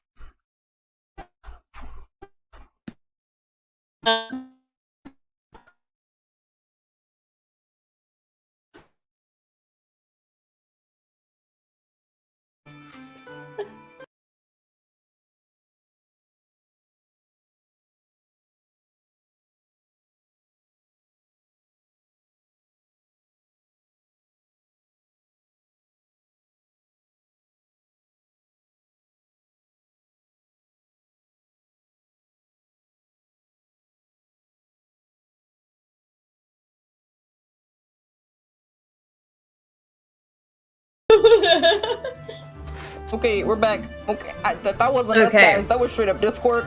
Because That was everyone's straight up internet Discord. collectively gave out. Oh, apparently they can't hear us. No, I didn't have the sound on. Right then, I turned it off just in case gotcha. we came back and we're like, ah. Oh, gotcha. Okay, we're back. We're good. Alright, I'm confused. so Hello. Anyway, so the I didn't shield- hear any of that. The shield. You were describing your shield. I think. Yeah, that's no, the the last Yeah, thing it you shield- heard. really had just popped out and there was a The rose. shield. Okay, right. So, as you cast your hand forward, like so, that sort of thing. Wait, did they hear any of the shield description? Just I'm say gonna go for it anyway. Say it again. Just say it. Anyway, so this rose like blossoms from your hand, and these petals come out. And as it comes out, it starts to spin. As it does, it gets larger and larger and larger until it becomes this full shield that with a rose in the center, and it thumps against your arm. It's quite heavy, but it seems quite light to you in that sense. But you can tell that it is a hefty boy. And the shield almost seems like it's magnetized there, but there's nothing holding it there. But it won't leave for the moment. I'm sorry, guys. I did not think this through. She just tried to shake it off. She's like, It doesn't come off. shit. Can I try and like pull it off? And we just like walk over without saying a word and just start trying to like pull it off. Her arm goes with it. You lift it above your head. She is dangling from it in that sense. Holder, you feel like a slight resistance on your arm. Right, it's not coming off, guys. I'm panicking now. You weren't panicking before? This is the last straw? The shield is the last straw? This is the last straw?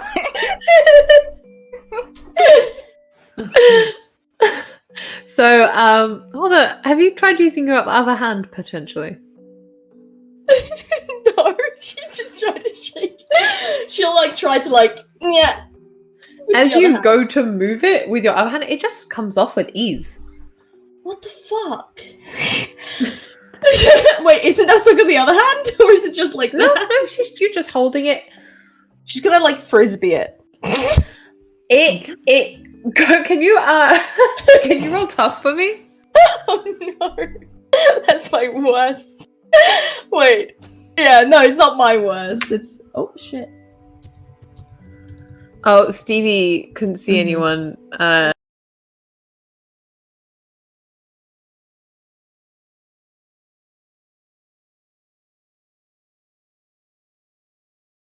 We'll be right back in a second, guys. Just figuring out Stevie's stuff. They can't hear you.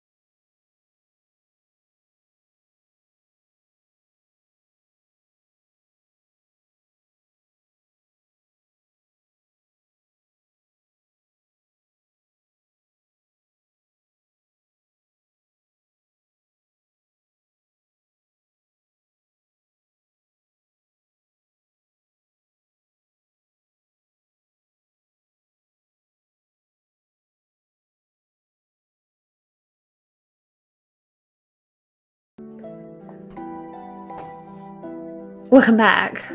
Hello. Okay, so She throws it as a frisbee. My toughness is -1, so that will be. Oh, that wasn't actually so bad. I didn't even look at my dice. So that'll be an 11. I got 2 6s. yeah. Yeah. Okay, frick yeah. So as you fling, oh, beg your pardon, I just burped. As you Captain America. frisbee this shield out, it bashes against the wall of it, hits like another pillar, comes back round, it's spinning, slams back into your arm, and you see where it's cracked through some of the pillar, you can see this kind of black ooze seeping out slightly. This is the wrong music for that. I was just gonna be like, oh, that's Oh, nice. wow, that's some nice creepy. ooze. That's some cute ooze. Almost Sorry. like an infection. Oh shit, that's Oh. fucking gross. I'm so sorry, guys. I did not mean to like make it worse. I feel like I made it. Cindy walks up to it to smell it. Okay. As you walk closer to it, you're putting your face near it to smell it. Mm-hmm. Okay, cool. As you've put your face near it, this ooze has kind of darted out like a hand, and it's grabbed your face, like literally like that. And you feel this ooze start to seep, kind of ripple across your skin. It's almost like smothering. He tries to yank. He's running Yes, to no yank Cindy resistance. back. It's just ooze. As she comes up, kind of slaps off, but you've got like little bits of like sludge on your face. He just keeps Don't- just drags her back. don't just sniff like, it. Yeah, don't try to sniff that, guys. Stay clear of the ooze. What That's the fuck? bad. What is happening? Hey, no eating and no smelling things. That's disgusting. Is anyone still looking at the ooze? Reese is staring it down. Yeah. Daisy's like, what the fuck? What the fuck? She has like the shield like in front of her. What the fuck? As it's kind of retracting back away from where it reached out, it's gonna start like dripping down the wall, and then like kind of doing that kind of sludgy kind of Is there a Fuck no. jar? Oh, fuck no. Is there a jar Slime. in the room? back in. You're not in the room yet. It's inside. It goes through where Cindy had looked in earlier into the Hall of Scribes. Ooh, I don't. It should be here. It should be here. I think Lana's gonna look for like a jar or a container. You are in clouds outside a huge building. Oh, We were. You mean there's not a Roll Costco investigate. inside a Roll room? Sure, investigate. there's not a Walmart. They got a cloud Walmart. Is it? A No, cloud dollar store Well, that we can buy some mason I Lana jars roll at. investigates. Can Mina try and just like walk up to like that dark thing and just try and touch it? As you try to, as your hand goes towards it, you see this darkness recoil from you and then come back towards you, and a hand starts reaching out to touch yours, and as it does, it grabs your wrist and tries to yank you inside the room. Whoa. No! whoa, Stop touching it. He's immediately trying to like. Mina! He's trying to yank me. She's like, not no. gonna stop him. Oh, Reese is running up like, stop touching things. Why is everyone touching things? Why is everything happening? I don't understand. He's just, so Mina like- has been dragged into the room. Oh. Reese is running in after, I'm guessing. I was trying to grab before the dragging occurred, but if the dragging's really fast, then I guess I'm following. The dragging is quite fast. Okay. Like it's like a yank, like it has yanked her in that sense. Yeah, Reese is barreling after, like trying to grab hold of, you know. Yeah, Get Cindy's snakes like in the wiping her back. face and like running too. Roll Trying the to- 7.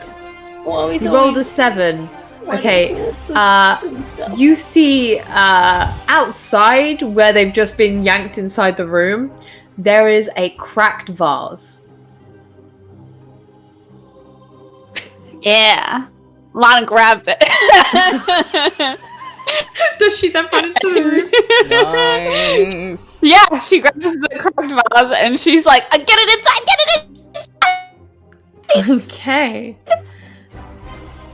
As you've gone into the room, you are smothered in darkness. She's gonna try and put it over top of the ooze. Oh, honey, you can't see the ooze. You've gone into the room. There is overwhelming darkness, sparse spots where the moon's light is coming in. But as you all enter, there were no doors on the archway that you came into, but black and purple void almost seem to just cover the entrance. And you are locked in. And that's where we're going to go to break. Daisy's hiding behind her shield. There's no jar. So we'll be back in 10 minutes, guys. Go get snacks, go get the drinks, all the things. We'll see you in a bit.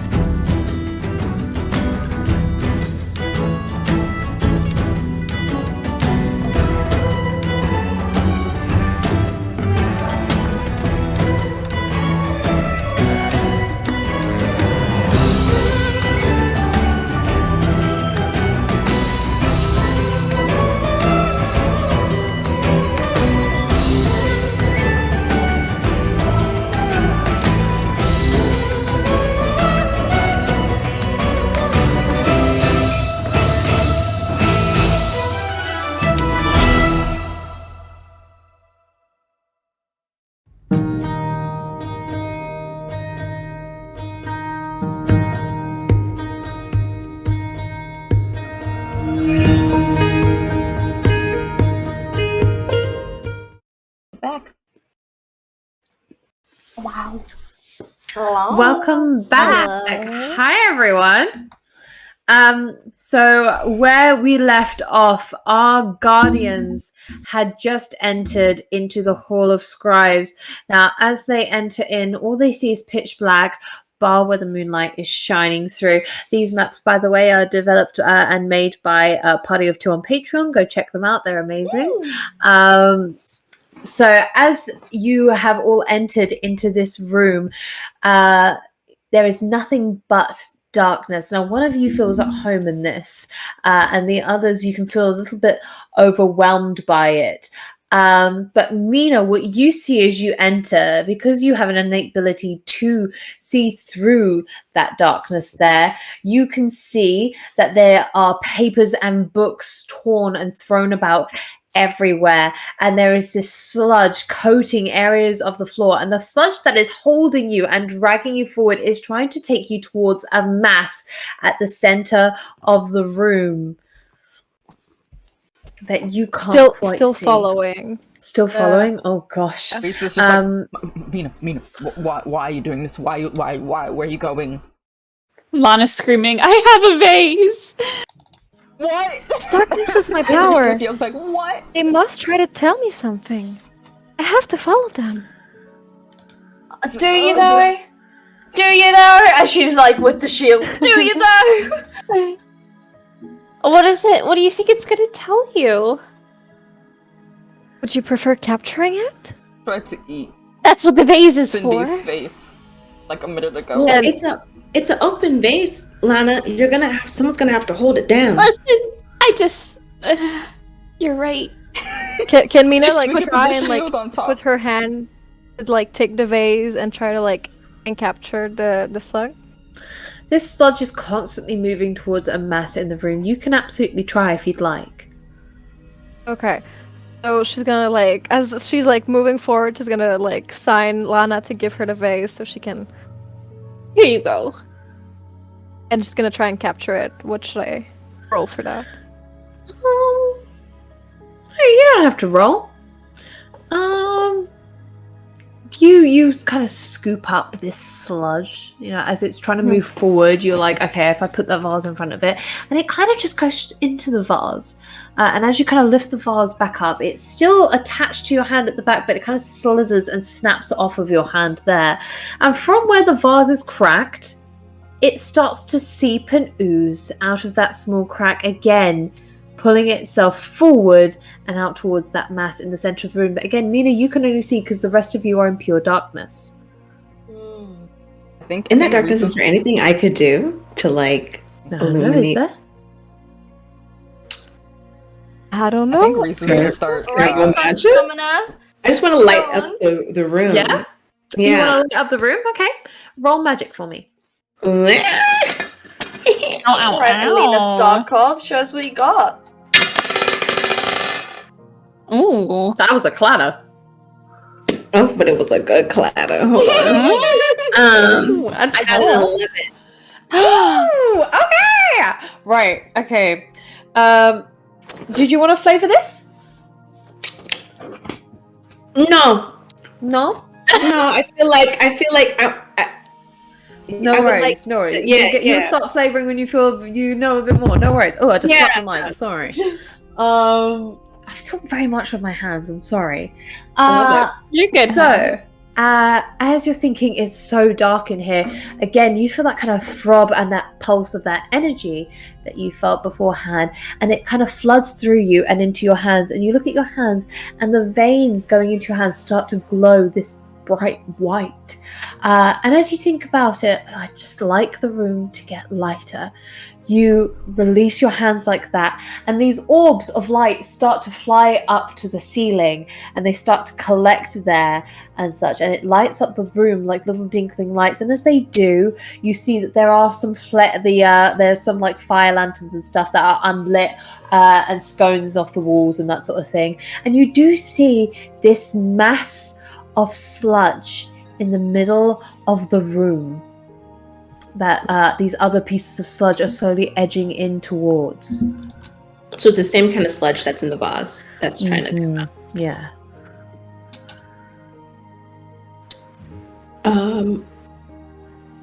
she's gonna walk. She's gonna stay not too close to it, but she's gonna walk up a little bit to see how large it is. Okay, so you're walking down that carpet and stuff, past these scattered tables and stuff. You kind of pass by Lady Umber. You pass by Mina as she's kind of watching this sludge kind of try and squeeze its way out towards the mass as well. And as you get a bit closer, you start to see that sludge isn't just a pile of sludge. As this head rolls around to look at you. Okay. Welcome back, everyone. So you've just seen Sweet, this head roll around to you with those glowing eyes that seem to be smoking, and this trailing like violet ooze dripping from the mouth and from some of the eyes as well. And it turns to you and just groans like, oh, as it looks, and then its sludgy arms reach out towards you. And you said that you moved away wishing you had a weapon, right? Yeah. Roll magic for me, please. Of course. No! It's okay. It's a 6. I'm gonna keep that one. Keep it. Keep it. Oh, snap. Okay, wow. You know what? It pays off to have a bad roll. I have a 12. Okay. As it reaches for you, groaning, its sludge starting to drip off, and its eyes and the head like rolls round to look at you.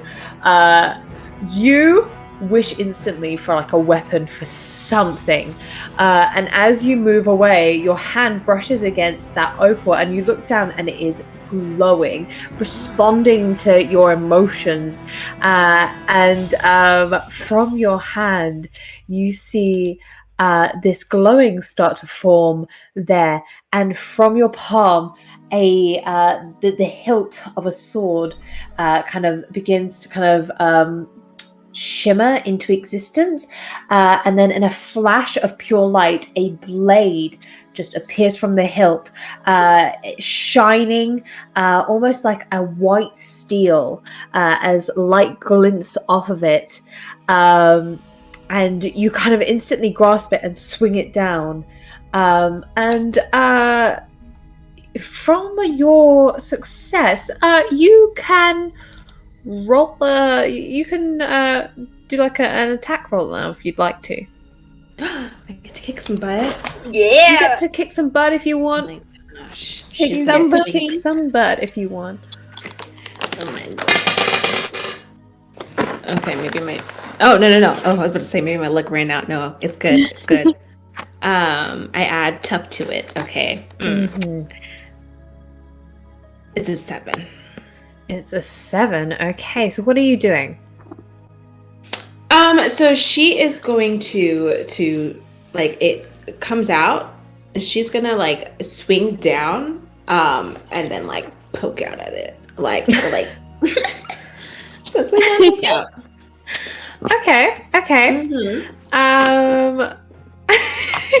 Just like gonna try and poke out at it. Okay. Out by this thing. Okay, so as you've grabbed it and you've pulled it out and you've slashed down, the sludge begins to kind of recoil away, and then you've stabbed at it, and that hilt has gone through, and your sword deals 3 damage, right? So, you've dealt 3 damage there, but unfortunately, because you rolled a 7, I think it's 2. Does 2 damage? 2 damage, right? Got it. So it's 2 damage for your sword. So it does that damage there. So you've stabbed into it, and you can see the 2 sludgy hands come out to reach it, and they start to cover the sword around. And as they do, they start trying to pull it in, and so attempt to pull you in. And then this sludge fist comes out and clocks you straight in the jaw. And that is going to be. Let me have a gander very quickly because I don't remember how much damage it does. That does 1 damage. Alright. But how much armor do you have? Oh, I have a +3 armor. There you go. So you don't take any health damage. Oh. There you go. Okay. So no damage to you because you've got 3 armor, darling. Perfect. Yeah, so now she's freaking out, but she's yanking at it and looking back like, guys, help me. Let's have a look-see. Reese, what are you doing? We're just trying to pull Mina back, so I guess seeing Cindy kind of struggling, he's just been muttering this internal monologue, well, not external monologue for a bit, about like what's going on, what's happening, what the fuck, am I a bug now? He's asking really the big questions before he kind of sees that she's struggling, and his first thought is to just get her away. So he wants to try and separate her from the monster. So he's just like, what the fuck's going on? I don't understand what's happening. This is stupid. I want to go home. I have class tomorrow at 8 a.m. What time is it? He's just yelling all these things. And he wants to do what he's been trying to do, which is get everyone away from this weird sludge thing. Okay. In response to your emotions, you feel like sparks beginning to flutter at where your wings are, like just beginning to shimmer there, and you see sparks on your hands that are responding to the anxiety that you're feeling coursing through you. He's just like, I'm gonna, I don't know. And then he like, he just inhales. He's like, nope, we don't have time for that. And he just like flings his hands out reflexively as he comes to try and stand next to Sydney, almost trying to like shield, protect, but also something like he flicks his hands out. Okay. Roll magic for me. Okay.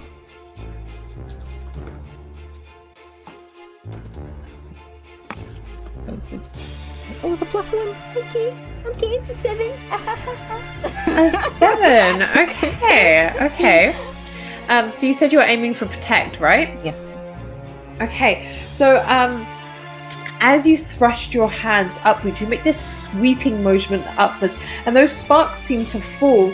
And as they do, they seem to catch, and then this wall of fire erupts up in front of you, catches the sludge that was holding the sword. The sword comes free, and there is now a wall of fire between you, Cindy, and the sludge monster there. And Cindy's sword is now free. However, a hand whips through and wraps around your leg through the fire and yanks you through the wall itself. So the wall is up. That wall does... how much armor does it give the people behind? So blocks attack the wall of fire. Mid-success, so +1. Like it will you'll save +1. There you go. So you've basically got that wall there. So Cindy is protected. However, because of your role and because, of course, you had the sludge still in front of that wall still, that's wrapped around your leg and it's yanked you through your own wall. And you are finding yourself slowly being wrapped up by this sludge and you have been grappled. He's just yelling, what the fuck, what the fuck, what the fuck, what the fuck, son of a... He's like fighting it now. He's getting angry. Okay, no worries. So yeah, you've got like sparks coming off of you as you're getting angry and stuff, but you are getting wrapped up quite tightly as well. Marina, what are you doing? Muted. Hi. I think Marina kind of sees all this happening, and she immediately wants to get away from the slime. So I think she's gonna want to like try and like hit the sludge. But can I roll some magic? Yeah, of course you can. So basically what you're doing is you want to Okay. come around the side of the wall of fire and try and hit the... try and do something to damage the sludge. Yeah, okay, no worries. Yeah.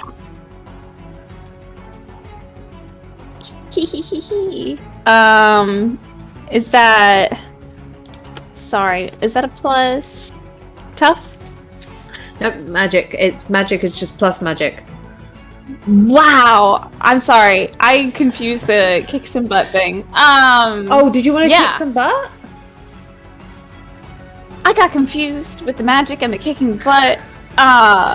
So which one do you want me to here's the roll? thing. Well, you don't... I mean, you can go up to it and try and just hit it. But that's all you've got currently. Yeah, no, I'm gonna roll magic. Okay. So that's an 8. Okay, cool. All right. So when you're trying to hit it and stuff with the magic and stuff, are you trying to keep your distance from it, or are you wanting to get in close? Like, what's your purpose with this? Like, to hurt it, to make it let go of Reese, or... I wanna hurt it to make it let go of Reese. Yeah. Okay. I wanna like stun it.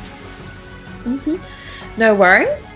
So, it's mid-success. So I would say, as you're pulling your hands back, you're thinking, okay, right, this energy that I felt immediately here, I've connected to it, and you can feel it pulsing with you. That's familiar push and pull of the waves, and you start to mimic that as you're moving forward. And as you do, you feel this rush of water flooding in from the clouds that used to be part of this building. And as they do, they lose that grey tone and start becoming a clear blue, as again you're pulling these water particles forward, doing that rush and that pull and throw until you have enough water there to summon a tidal wave, and through your magic it is then enlarged and you rush it forward. That tidal wave floods forward, douses out the wall of a flame, and unfortunately it doesn't just take the monster with it. Reese and Cindy are swept up in that tidal wave as well, and it pushes them against the back wall with the sludge monster. And That was not very. Why would you do this? Why would you? Oh, I'm sorry. I was trying to help and I got nervous. it does 2 damage. However, both of you have 3 armor, so it doesn't harm you. Oh, thank God. But you are, unfortunately, you are grappled against the back wall, and Cindy, you have just been slammed against the back wall by this tidal wave as well. Mina, what are you doing? After seeing her friends being pushed against the wall, she's gonna still stay a little away from the sludge, but see if she can understand it or communicate with it. Okay, roll magic.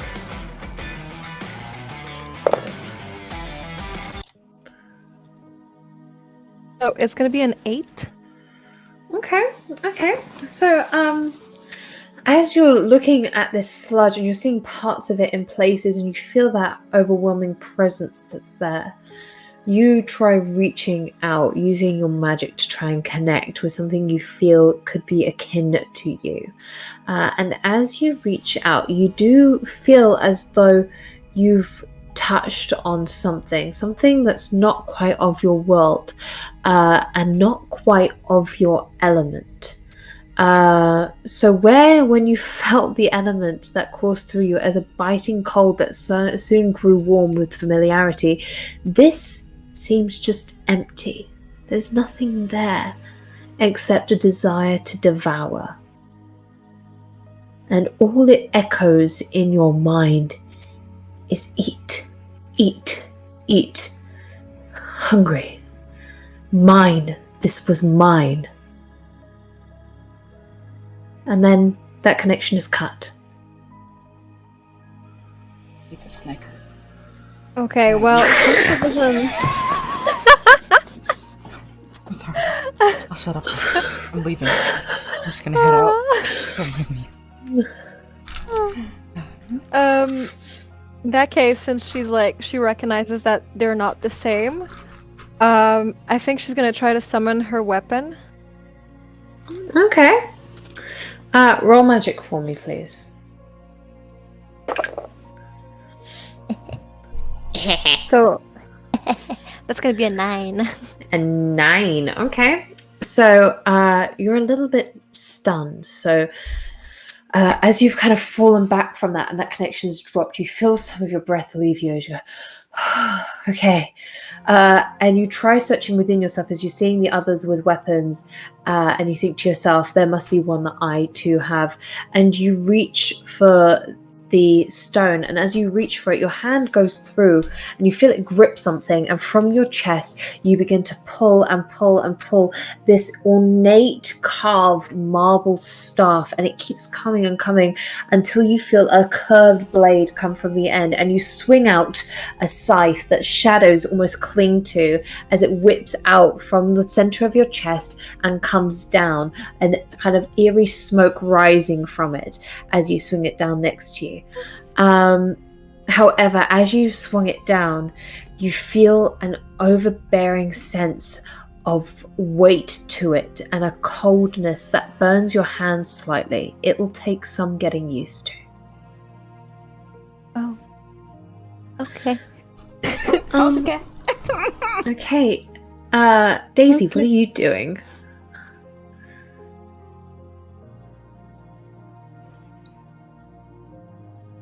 Okay, so my question is, can I have my shield as well as something else? Or do I need to choose one or the other? Okay, can you explain to me what... Because I was gonna literally like Google it and then it was my turn. What is AOE? Area of effect. Gotcha.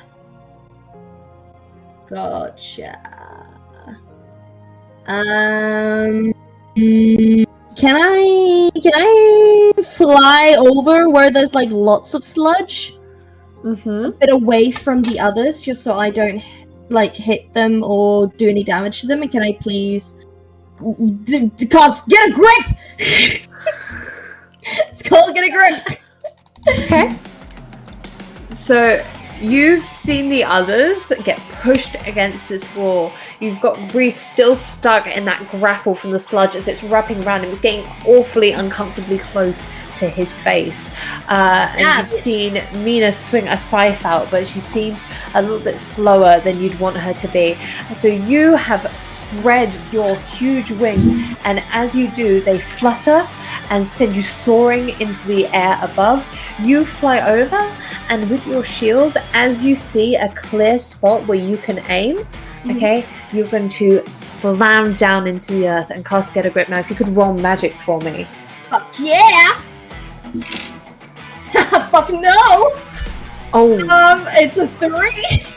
Oh, monk experience. Oh no! Damn. You've gone down, you've slammed your shield into the ground, and you'll get a grip. So it sends out this rumble in the earth as the marble underneath cracks and splinters. This kind of vibration and wave of earth coming forward and flicking towards the others. However, it hits one of the steps going up. A chip of that slips and it goes straight back to you and slices against your cheek, and it does 3 damage. Even if my armor is +4? Your armor is +4, so you are good. Okay. However, your friends not so much. They've just been slammed against a wall. They've just had Get a Grip. So you watch as this sludge gets thrown back once again, and to stabilize itself, it starts basically gripping onto Reese, and Reese, you feel it start to actually cover up your mouth and nose. It's getting harder to breathe. He was screaming, and then you suddenly stop hearing him screaming. Oh no! I feel like Sydney reflectively would start would grab at it at his face to try to like peel it off, and she wants to like, because it's dark, I think she would want to try to like, oh, but I don't know if that's gonna hurt Reese. She's gonna try and do it anyway. I'm so sorry, Reese. She's gonna try to like. Go for it. Oh, I'm so sorry. No, Go Cindy. ahead. No, if you Continue, go if for you it. let You're already doing if Cindy, so Sweet goes first, and then Art, you go after then. Sorry, you have been bashed about Art. Sorry about that, Art. If so, then she's just gonna try and like grab it off if she's. So she's literally getting her bare hands and she's trying to like grab it off. Your if you roll for me,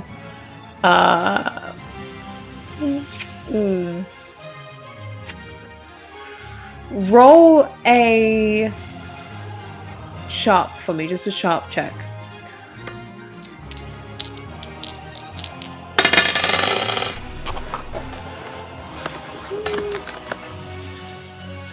So that's 3, 6, plus 1, it's 10. Oh no, 10. sorry. Yeah, it's 10. Okay, no worries. So as you're grabbing at it, you'll find just pulling it away from his face isn't working. So you start spreading it to the side and then gripping at parts where you think there's kind of like tendrils of that kind of sludge in that sense, where it's kind of forming from, and you start scooping it. Instead of grabbing it and trying to pull it off, you're then pushing it aside, and that seems to work as you see Reese just breathe again, but he is still like pretty much fully encased in this sludge. Screaming return. Ah! Okay, what is Reese doing? I think he's like, oh, thank God, air, but it's not really a move, but I want to try. I feel like he's just angry enough that he just got slammed into the wall, suffocated for like a little bit. He's not into that. It was covered in this sludge. Everything doesn't make sense. He's got a lot of anxiety right now and a lot of emotions that he doesn't quite know what to do with.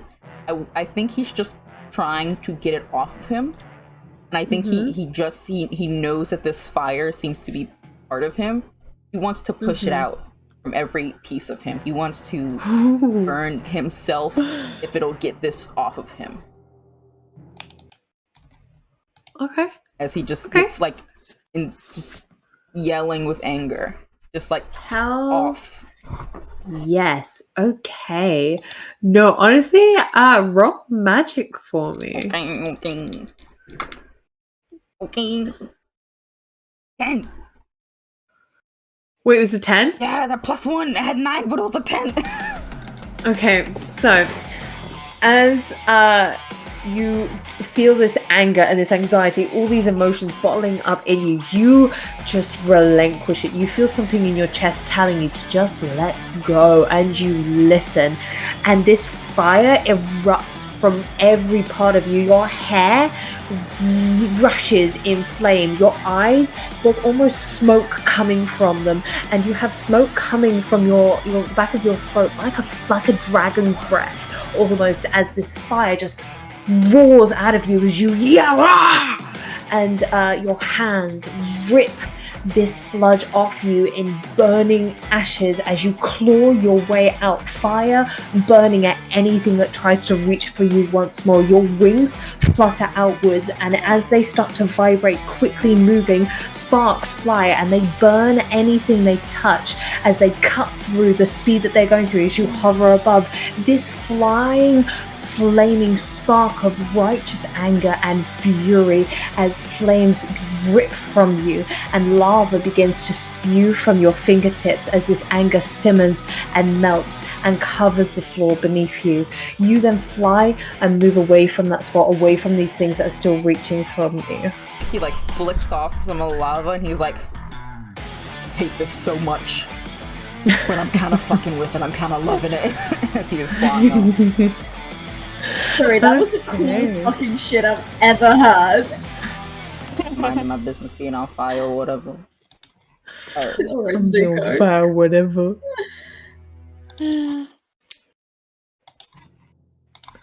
Okay, let's go back to Marina. What are you doing?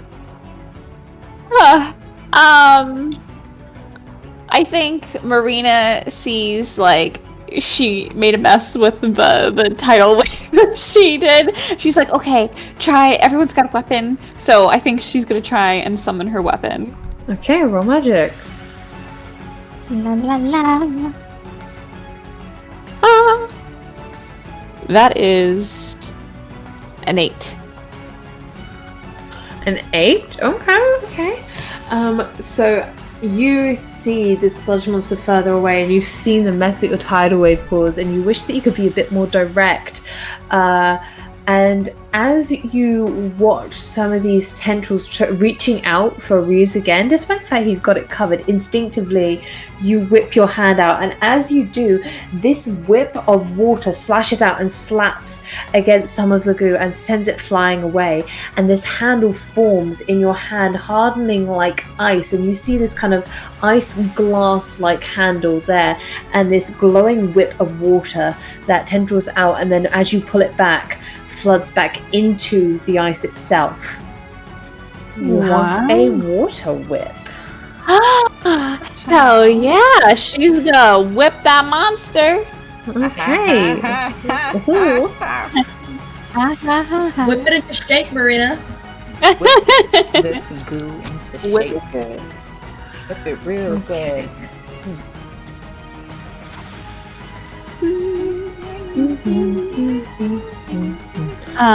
Where's my sheet at? That'd be good. Oh no! That's a 7. Wait, that makes it right. 7? Yeah, 7 will make it. You whip this water out of this sludge monster that's just been recoiling from the fire and the lava that's burned at it. And you see more violet kind of spews from its mouth and starts to kind of like sizzle as it hits the floor in that sense. And this water whip slips and it slaps it straight across the face, and you see this slash go across, and as it looks back at you, its head rolling round, you see where it slashed ooze, this violet ooze starts to drip out, and its face contorts and it melts into the floor. It then reappears behind you. You sense this presence behind you as this sludge moves with quickening speed, dashing across the floor as it goes round, comes round behind you, and as it does, it's going to spew poison at you, and that does 4 damage. So you have 3 armor, and it does 1 damage. Big owl. Big nasty. Ow. Poison. Does not sound very cash money. Not very cash money at all. That is not the bomb diggity. And with that poison damage, if you don't heal yourself within the next 3 rounds, you'll continue to take 4 poison damage each round. Oh, okay. Okay. So it has now moved behind Marina. Mina, what are you doing? Muted. You're muted, honey. Every time, it never fails. So Mina is still taken aback from how heavy the scythe is and how cold it feels. Instead of using it right away, and she tried to pull away the darkness from Marina. So with her darkness, like attract the other darkness and pull it out. Okay, I see what you're trying to do. You'll find that this poison isn't dark. You have no connection. As you're trying to reach for something to pull out, nothing is coming. You feel no connection there, nothing to draw out with. Okay. And I still take another action, like another. Absolutely, yeah. No, go ahead. Go ahead. I'm This still is a not bit used less to it. formal. This is way less formal than like D&D in that sense. Okay, perfect. That's wonderful in that case. That's a good. Okay. Let's see. I'm still not used to like the actions I get to play. Can I try Shadow Slip? Yeah. Which okay. So she's gonna try and move from where she was to a shadow next to her friends. Like want to be closer to them, so she's gonna try and like transport herself next to them. Right, roll magic.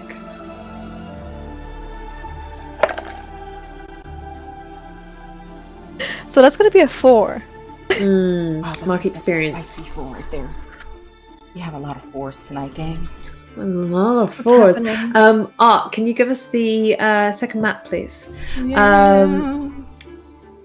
So as Mina, as you slip through, you see a shadow, and that pull that you were trying to find from that poison, you can't seem to gather from it. As your hand travels down, you see a shadow, and it almost like it's reaching for you.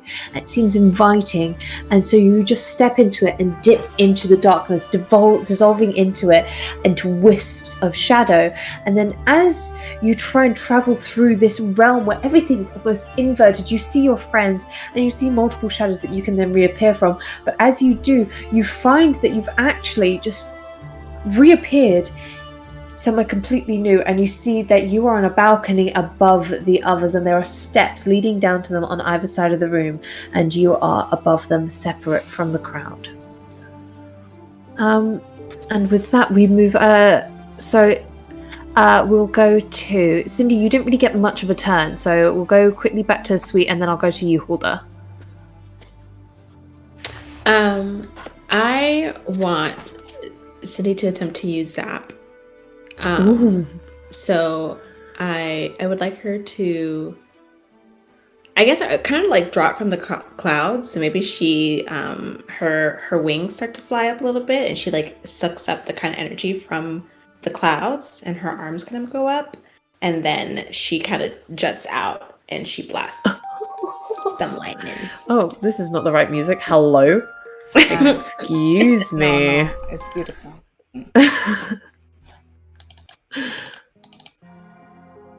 Okay, so as you've kind of just pulled that sludge away, you've seen what Reese has done and the others, and you're just kind of breathing a little bit. You've just been battered about a bit by a huge tidal wave, so you're like, okay. And you see where it's just spewed poison over Marina, and instinctively you've reached for this energy you can feel around you, your wings starting to flutter and raising you off the ground, almost subconsciously. You don't really realize that you're off the ground until you look down and realize that your legs are like hovering beneath you, and you bring up your hands to bring in that energy from around you. You feel the clouds, you feel your energy from the other guardians around you, and you begin to draw some of that in. And then as you do, you bring your hands forward and point straight towards the monster. Did you roll magic just now? Oh, that should be a thing, huh? Yeah, roll magic for me. Loud magic, and I love everything about it. Loud magic. Well, that's interesting. I got a 5. You got a 5? Okay. Oh, wow. Right. Wow. Okay. Okay. All right. Okay. Mark experience. Yeah. Quite casual. Unless anyone wants to try and help out for 2 points. I don't think anyone is really around to do it.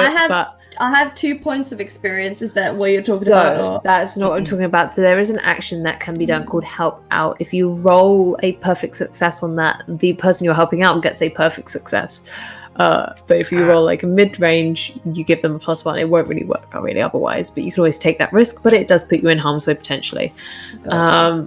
So we'll go through that in a bit. But basically, so marked experience. So as you've pointed it down, you've shot that lightning out, but you've miscalculated, because as you reached out, that energy that's kind of reaching out of you shocks you, and you've taken your hands upwards and they hit one of the chandeliers in the ceiling that comes crashing down onto you. That smashes you down into the ground, and that's going to be a couple points of falling damage, electrocution. So we'd say about 4 damage. Ooh. So any armor you have, just minus the damage from that armor. Yeah. Not very nice.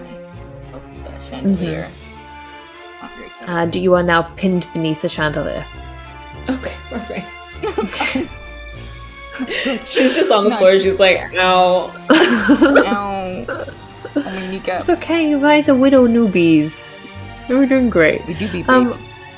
Daisy, what are you doing?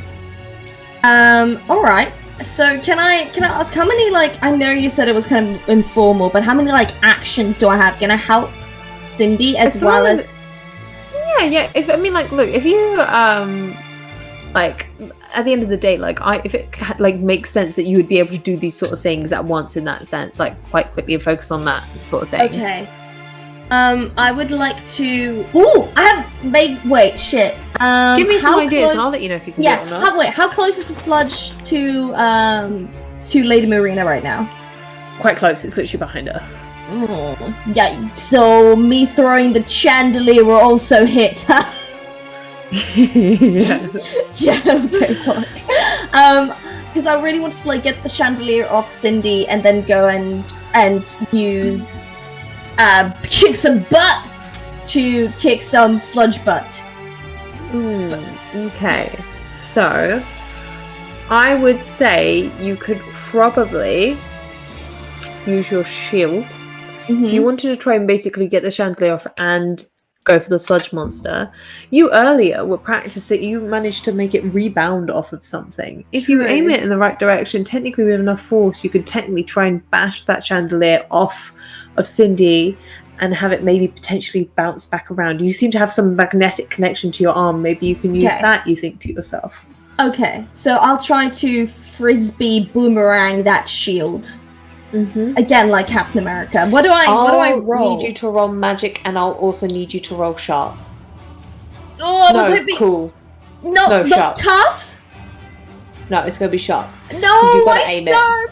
You gotta No, aim it. I'm it's sorry. -2. You made me dumber as a magic girl. My sharp wasn't that bad, and then you gave me like I want to kill magic girl. All my brain cells died. Okay, sorry. It was magic and sharp. Magic and sharp, yeah. Oh shit.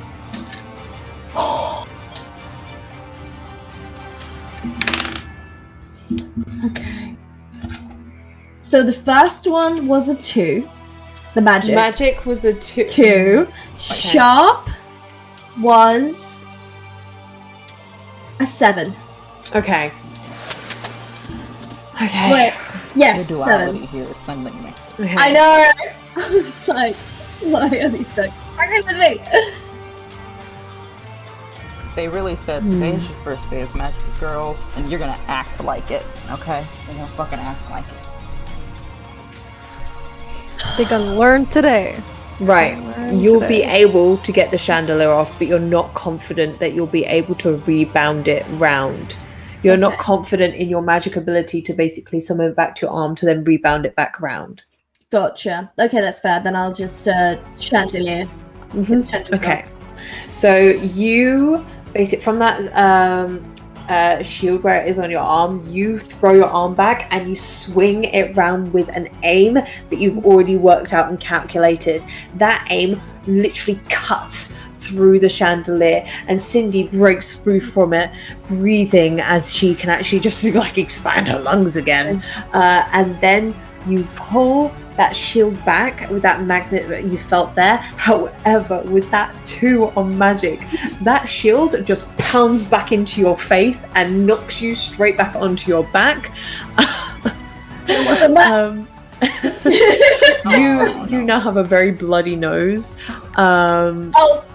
I will say you're slightly dazed, so on your next roll take a -1 on whatever you roll. Gotcha. Okay, I'll let that down. Can Reese try? Because he's looking around, he's like, wow, okay, everyone's got cool things. I want to have a cool thing. So I think he wants to try and summon whatever his weapon is and bring it down onto the head of the monster, since he was flying up and like covered in all these flames and smoke and like with the ash still coming out of his mouth. He just wants to go down directly on top of it. Okay, so roll magic for me. I'll kick some ass, magic. Oh yeah, I gotta summon the weapon. It's not real yet. Okay, actually it's okay, because that was real nice. Okay, that's a 12. Fuck, shit. Okay, wow. Wait, you got a 12? I got a 12. I got a Okay, 6 and a baby. 5, but then my magic is Did you want to flavor this? Do you want to flavor some of this? No, I trust you. Go for it. Do it. Okay, baby. So, you still feel that raw energy, but now it's less anger and now it's pure adrenaline. You feel excited. You feel this feral grin stretch across your face as this like fire still like breathing out, like your nostrils are flaring, you've got this smoke coming out from your grin, and you reach into your like round the sides of you and whip out these nunchucks that are flaming on one end of them, and you flip them around yourself with this practiced ease that almost would make you think that you've been using them forever, but you have only just picked this up. You've never felt cooler. And as you're swirling around, you know, like when you move a sparkler, you get that trail of light. You're getting that as you're moving these around you with such speed. Those trails of lights are just going around. And as you're flying up, you fly up past that second balcony that you see, and you spot Mina there. You throw a wink before you slam back down on the other side. These nunchucks coming straight down into the back as you basically swing it round, smack, and you do two attacks of that 12, and they smack against it. Would you like to, now with your 12, I'm going to let you use the 12 as if it were a kick some butt. Okay. So would you like to do double damage? What would you like to do with that? I think he wants to do... No one's in danger right now. No, everyone's kind of either up in the air Marina has been poisoned. Marina's been poisoned. I don't know if I could. I don't think what I'm doing would particularly be helpful. I don't think I'm the healing type. Absolutely right, you're not. No, I don't think so. But I think he's just gonna yell out like, I cannot believe what I'm saying right now, but we're literally magical girls. Don't do this. He just like yells that and comes down on it. I'll do double damage, so that'll be 6 damage. 6 damage. Okay, I'll let you know. This thing only has 1 armor. That is a lot of ouch. You hear this thing whoa, as it goes out, and with a 12 success on any of your spells, I believe you get extra burn damage, don't you? Yeah. If a spell attack or critical success monster remains on fire and takes continuous 1+ damage each round. Wow. There you go. So this sludge is on fire. Like if you've seen like an oil fire, this stuff isn't something that's going to be easily put out by water, and it's spreading up his back, and he roars him. He's trying to rip off the bits of him that are burning, but he's not quite succeeding. As you fly up out of his range, huffing and puffing, because this power is still new to you, but you are raw with excitement in this sense. We're gonna flash over to Marina. Marina, you've just had this thing spew poison over you, and it sears and it burns, but then you've heard Reese just slam down, say, "We're magical girls, don't do this." And you felt the insane heat from his attack there at your back. What do you want to do? Oh goodness. I think at first she's going to I don't know, try and pat the poison off of her, but like kind of when she's doing it focusing, and I want her to heal herself. Yeah, absolutely. Roll magic. That is an 8. Oh wait, that's a 9 plus 1. Oh, there's a 9? Yeah. Oh, nice. Okay. So, as you are running, your hands down over you, I feel like you've kind of stumbled away from him as he's roaring to get this flame off. You're focusing on stopping that searing acidic heat that's like pouring down you, and as your hands run over you, feel water kind of almost between you and your flesh, as like parts of your outfit have burned slightly at the acid pour, so your parts of your arms are a bit revealed now and stuff in that sense, and you're kind of rubbing away at those burns, and you feel this soothing sensation as your hands begin to glow and this water glows as it begins to rub over you, and that pain soon go away, and you can heal yourself up to 2 health points. Ooh, okie dokie. And then can I take also one more action? Or no, I would say you could prep for another action if with that. So Reese has the slime monster like on fire. No, on fire. Okay. I think maybe Who else took damage?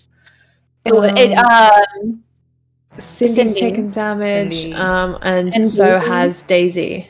Daisy and Okay. Sydney. Oh well, no. Mostly, I think mostly. Well, I Sydney. mean that one damage I got like earlier Yeah. when I got the crystals, Okay, but I'm Cindy okay, took the I second think- one, I I think. have +4 in armor because of my shield, so don't worry about me. Yeah, I think. Cindy I mostly. think Lana's gonna run over to Cindy and just like prep to heal her, like prep to help her up. You're and- already using that spell. I would say you can just use that spell that you've got there. Woo!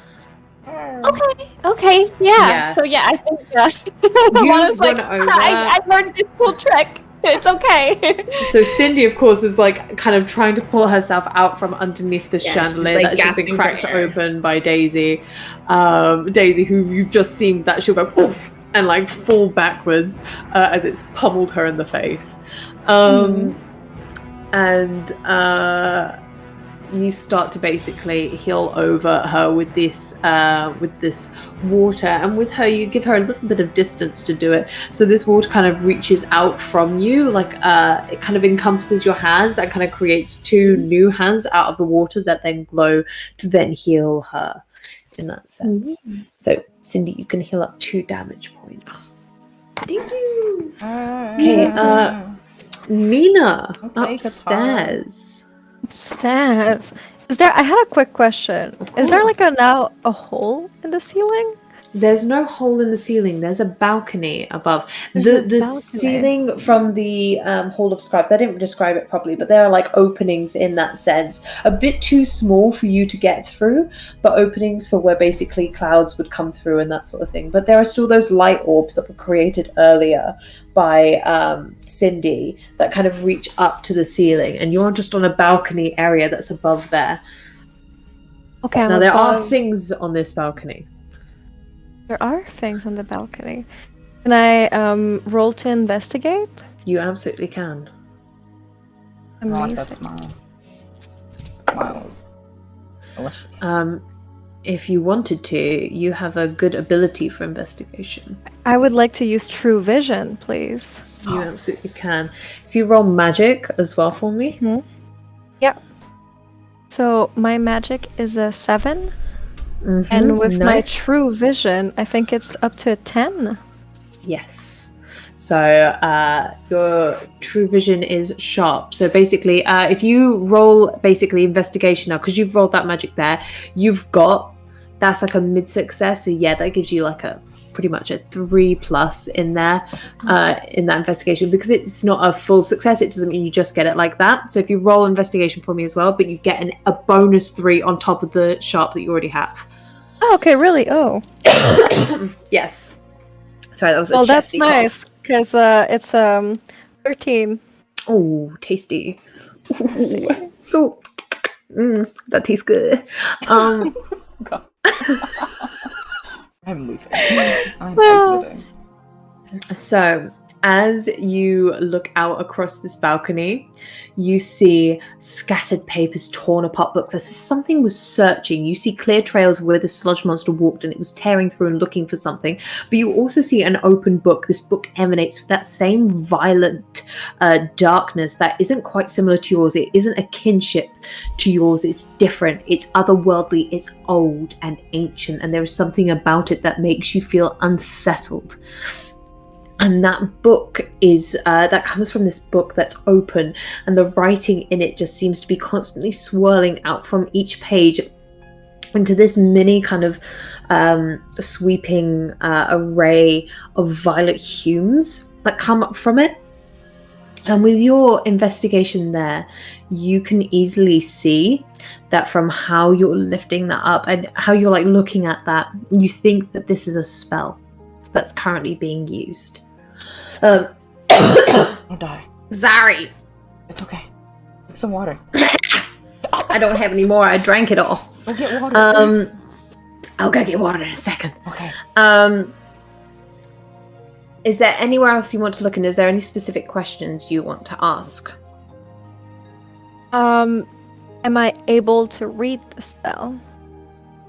So what does the spell say? Can I understand Exactly, this language but- basically? Uh-huh, yes. No. You can't. You're looking at it, there's something about it that you don't even think, as you're looking at the other books that are around there, they're not in the same language. Then the one I'm holding. Well, you're not holding it yet. Did you want to hold it? Okay, I'm just looking at it. It's basically on this open, so I didn't explain this, it's on an open kind of pedestal in that sense, yeah. Oh, there we go. Then yes, I would like to go and touch it to see if I can figure out something. Okay. As you touch it, the violet becomes this like kind of glow that was coming from these tendrils become jagged whips, and your eyes turn entirely black. And we're going to skip over. Daisy, what are you doing? I mean, she's trying to like stop the bleeding from her nose.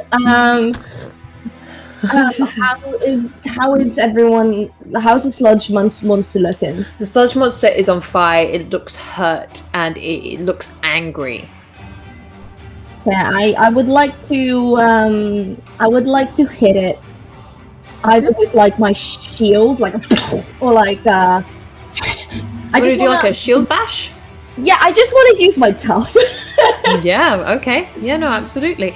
If you roll tough for me, and then if you also roll magic too. Don't worry, magic you won't. I'm not going to punish you for magic. I'm just going to see if you can try and do something. Okay, cool. So tough is maths. Tough is 7.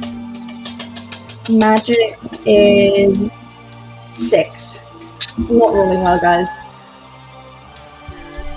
I'm not doing well. I'm trying to help. I'm not going to give you a punishment for the magic. I was just going to see if you could do something. If not, I know exactly. So you got a 7, yeah? Yeah, 7 for shield bash. So you think you would cross the distance by flying to pick up speed and then shield bash it? Absolutely. Yeah, okay. So you see it, you've like kind of wiped the blood from your nose, and it is kind of smeared across your face a little bit. And as it does, you kind of look up, you see like Reese like grinning as this magic pumps through him, and it inspires you as you bring your shield round to the front. Okay, kind of knock it once just to like get yourself into the groove. Your wings spread out behind you, and then they flap so hard it shoots you flying forward, your shield in front of you, as you bash through the monster, and you go straight through its chest and out the other side. Some of the flames do lick at you. It takes about 2 damage on you, but of course armor. I'm fine, I'm good. On a 7, how much damage would that probably do? How much does your shield do?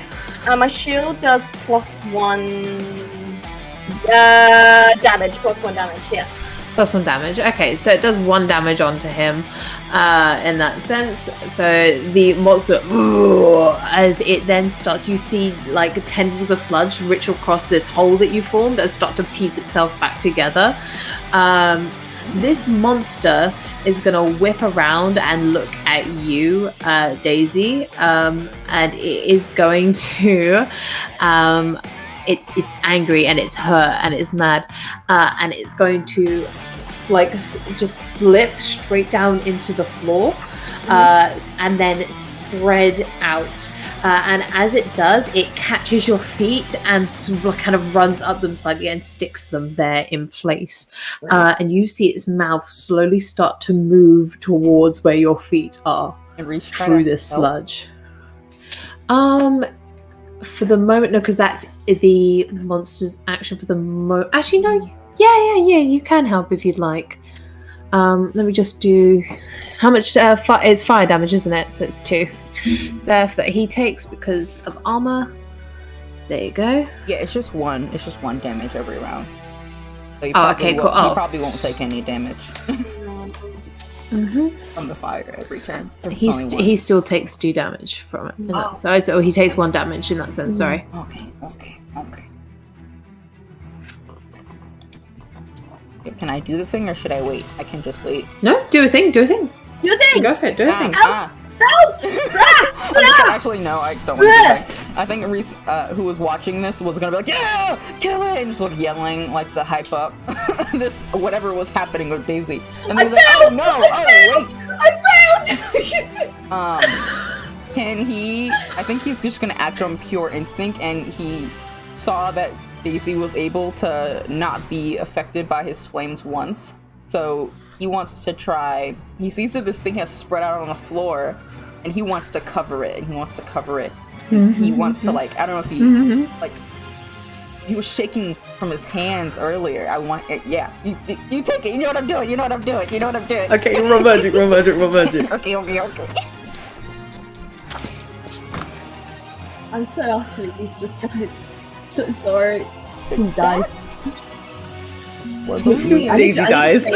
Yeah. No, because I have such a good AC, but I'm not doing any damage. You do be beefy. This is just your first monster. So I wasn't going to be too hard to you. That was before, because of what's happening and how much he does not want these new people that he's just met to get hurt. I'm spending luck. Oh. Sheesh. He barely knows these people, but for the love of God, he's not letting them get hurt, and he will not be the cause of that. So I am spending a luck. Oh. Okay, so you spend some luck. I do. So you feel that blossoming anger in there again, but instead of it consuming you, you now are channeling it, and you're channeling it to your hands, and you see where lava is kind of just bubbling up from the pores of your skin there, and you just kind of tip it over and then let the floodgates loose, and it kind of almost erupts out of you, out a little bit out of your mouth as well, as you kind of just flow it out.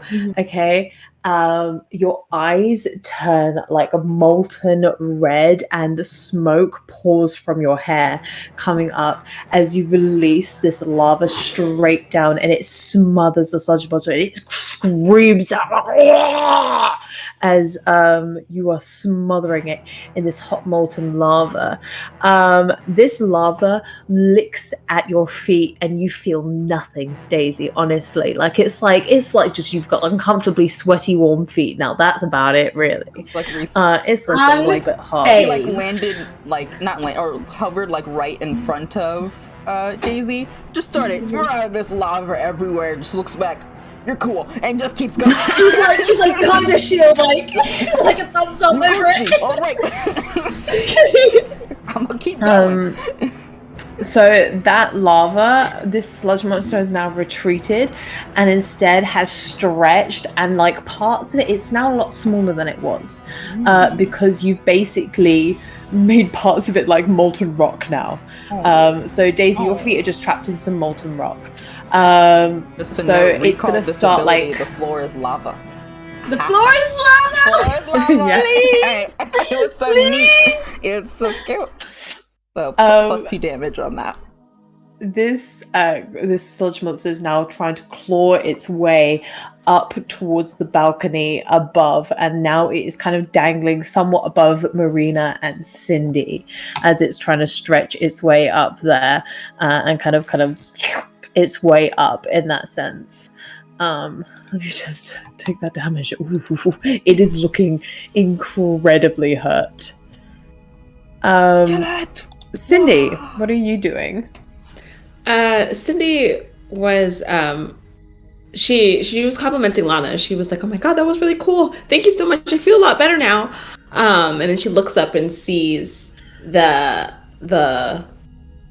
darkness, the little monster, because it's hovering above them, right? Mm-hmm. Okay. I want her to point up and go, "Oh my god!" And I want her to do illuminate, and I want her to try and blind it. Ooh. Yeah.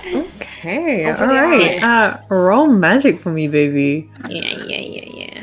Oh, for its Nico caps. My loud dice.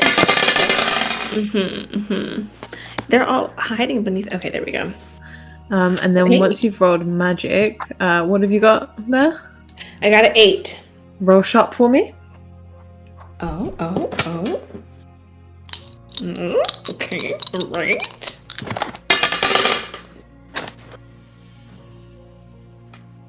A 7. A 7. Okay, cool.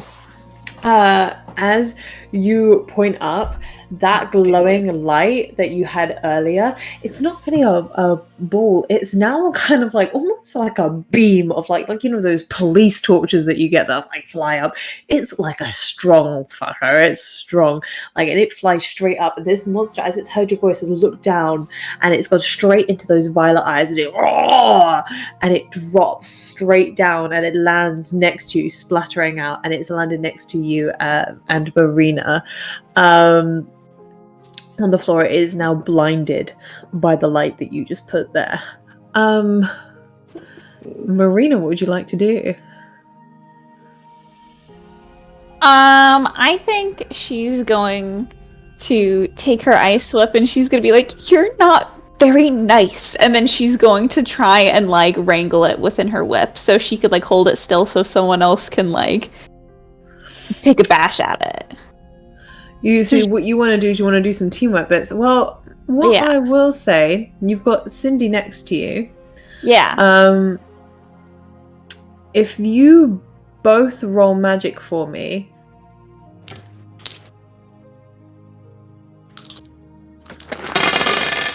What's gonna work? 11! 11! I got a 10. Teamwork! Teamwork! That whip, as it comes around, you've whipped it out. You've looked at Cindy, and she's looked at you, and this understanding goes straight. Oh, wait. Okay, there we go.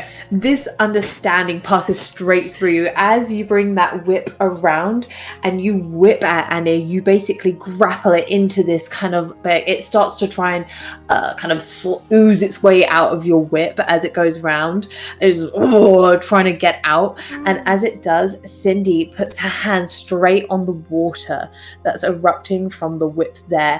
And this electric light kind of shocks straight through it as you electrocute this sludge monster and it explodes.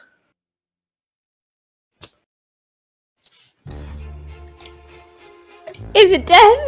Is it gone? I just start stomping on it. so. I just start stomping on the ground. Any remnants? It's just like, And then give Cindy like an excited high five, but then just be like, and like hug her.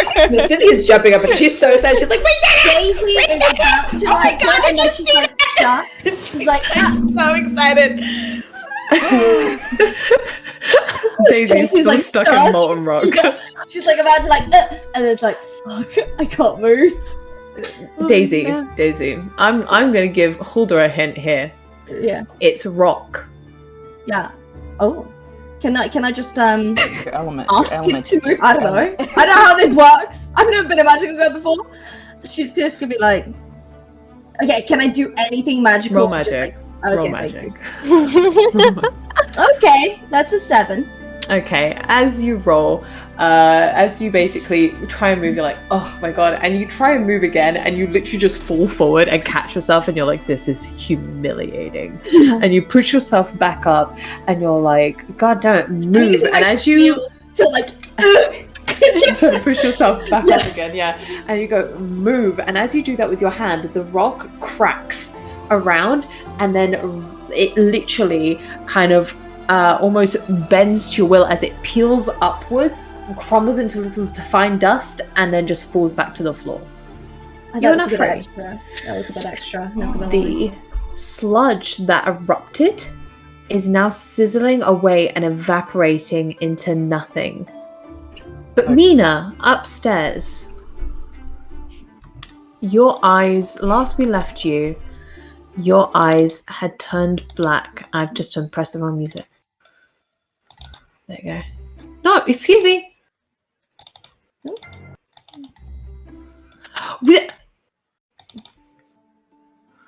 Why have they failed to play? Oh well, there you go. We'll try this one instead. I went through a whole playlist. They're like, so your eyes turned black last we were with you. When you open your own eyes, you are in an eternal darkness with stars twinkling above you and what seems like water beneath your feet, but your feet aren't wet. And as you look up, you feel a presence. And this presence isn't good, but it's also not inherently bad.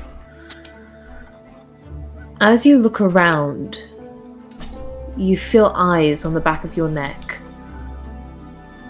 And a voice calls out to you.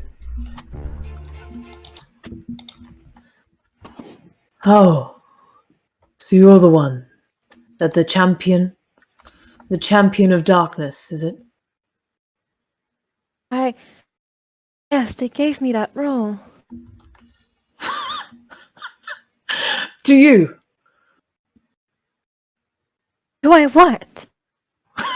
Well, I'm just wondering why such immense power was given to someone so fragile. I'm nothing of the sort. Look at you. You have no idea what you have there. You're all hatchlings. It'll be so easy to wipe you out now. I just have to come through. Say, if you want to prove that you're not so weak, why don't you widen that crack in the force field? You think I'm stupid? Do you think I did not take psychology for 2 years to get gaslight by a little extraterrestrial creature? I'm not doing that. You see a hand form from the stars and darkness that twist above you, and it reaches down and it taps against your forehead. You then hear a voice, one that fills you with dread. It's your mother's voice. As you hear it ring in your ears, saying, "Really? Are you never going to be good enough for anything?" She's gonna take a few steps back and just shake her head and go, No, I was chosen. I am worthy of this power, and we won't let you through. We'll see about it, little darkling. And with that, you feel this darkness flood out of you, and you take a breath, and you're in front of the book, and your hands have instinctively shut it. And as it has, it's dissolved into shadow and evaporated. I think Reese, because he remembered that he saw Mina up there once he finished stomping on all the random little bits that he could find, and it's like, Mina, how's that country? Are you okay? Are you Mina? And Mina, are you Are dead? you alright? I think he's gonna try and fly up and see if she's still there, because he knew you saw. Okay. Mina was gonna step off the balcony and fly down. Okay. They're gonna meet each other. And he's They're gonna meet. And I'm sorry. That I will. I'm gonna go back, Jen. Okay. Thank you for worrying about me. I'm fine. You don't look very fine. What were you doing? That's a little mean. No, you're lovely and you're all very attractive and lovely, and I was just saying that you look straight. I'm gonna go. He starts staring at a corner again. Stupid. Reese, you're staring at the corner. You're starting to see those walls don't look so grey anymore. That's nice. Anyway, Jason's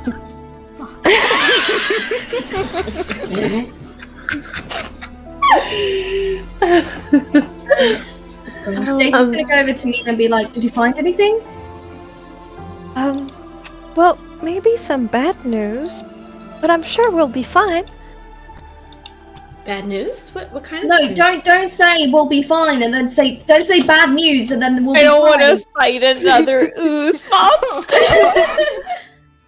No, it's more like a giant hand of darkness. It's nothing back. Even worse. I think there's this energy that's trying to get in the earth, and it's not evil, but it's not very nice. And so we should probably try and close whatever crack has been made by it. That's so vague. Well, that's what he was talking about earlier, right? If you listened, that'd be a little Us bit. healing the closing the crack. I was smacking you with the shield. I wasn't listening. Maybe, yeah. No, don't use your shield because that made the crack open up bigger, right? What? No. That was a different crack. You caused a crack. That was a different crack, though. That was a different crack, right? I tried my best. This is a really stressful day. Maybe we should find Cyrus again and tell him that we fixed the cloud darkness problem. Maybe the queen's feeling better. As you leave the Hall of Scribes, you turn back to it and you see that the color is returning to it in the light of the moon. The shades of blue are painting it this light kind of mauve, purple, and pinks and stuff as the color is returning back to that area. And you see some of the acolytes returning, smiles on their faces. They feel alive again. And you see all three of them come through. Three of them all four of them come through. Three of them pass through to go straight into the hall. And as they brush past, Ember, the acolyte of fire, with her hair kind of ablaze in this gentle, kind of almost like candle-like flame, turns to you and goes, "Amazing job. Thank you so much. We'll clean up from here, okay?" All right, thank you. Okay, no worries. Just because there's a lot of important paperwork in here, and if it gets, I'm just praying to God that sludge monster didn't have any fire tricks or anything, because they're very highly flammable. And she goes lets out a in. small sob. Before she goes in, Oh, can Sydney's gonna point to the pillar that has the crack on it from, and she's gonna say that crack was there before us. She's gonna look at it and she goes, "No, it wasn't. This was in pristine condition, but sure." Yeah. Sorry, I did that. I frisbeed my shield and it hit it. I did that. The earth acolyte that you see there with like leaves coming out of his hair and stuff and that sort of thing, and like some twigs here, just like a lot. He's got like a full like a twig beard here with like some ferns for like a mustache and stuff sort of thing that comes down, and he laughs and he's like, "Ha ha! Well, this is very good. That's very good. I like that. There's a lot of strength that you have there. No wonder you were chosen as a champion. I love it." Thanks. I love your beard. Oh, thank you. It's taken 200 years to grow. Wood grows very slowly. I bet. Yeah. Thanks, mate. As she like does little like. He doesn't know what to do with it, so shakes it. He's like, "I like this. Thank you." And then they turn and they go in. The lionfish siren turns to turn back to you, the acolyte of water, and he glances round and says,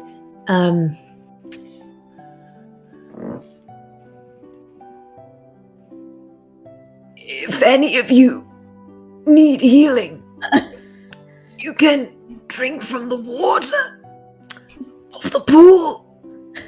Are you sure you don't need to be in some water? You sound kind of parched. It's been a while. And can Lana create like a water bubble for him? This fish, give him a helmet. I need to be right back. Give me a second, just one Yeah, second. I know what she's gonna do. Oh my god! This is I the can't best believe moment. she's done This that. is the highlight. Look, everyone's like also freaking out, but Daisy at the same time is just like, I just need a snack. I'm so hungry. I just need a cake out. I need a milkshake.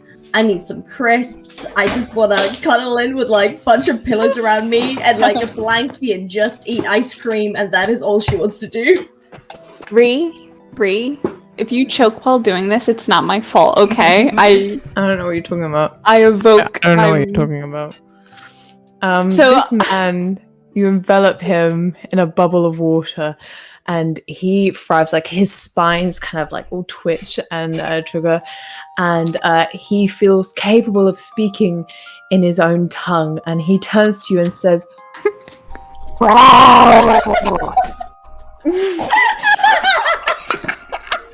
Does Lana understand this? mm-hmm. Uh-huh. He said,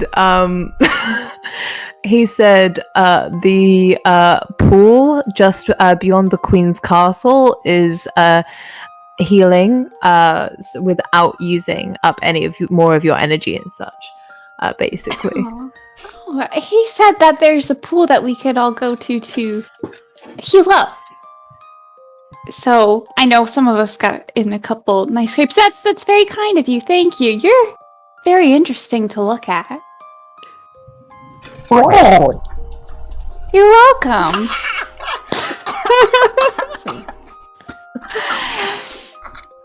What was your name? Oh my god. Richard? Nice to meet you. You have no direct translation for this name. I was just going with it. What was what's his name? You have no Why suddenly idea. Charlie? Why? You have no idea what this name is. However, Oh. he kind of understands that. So literally, just he says instead, No, which translates to just call me Leon. Leon the Lionfish man. Okay. Okay. Not okay. Oh my god! He says it's not man, it's siren. Siren. Right. Nice. Nice to meet you, Leon. Come here often?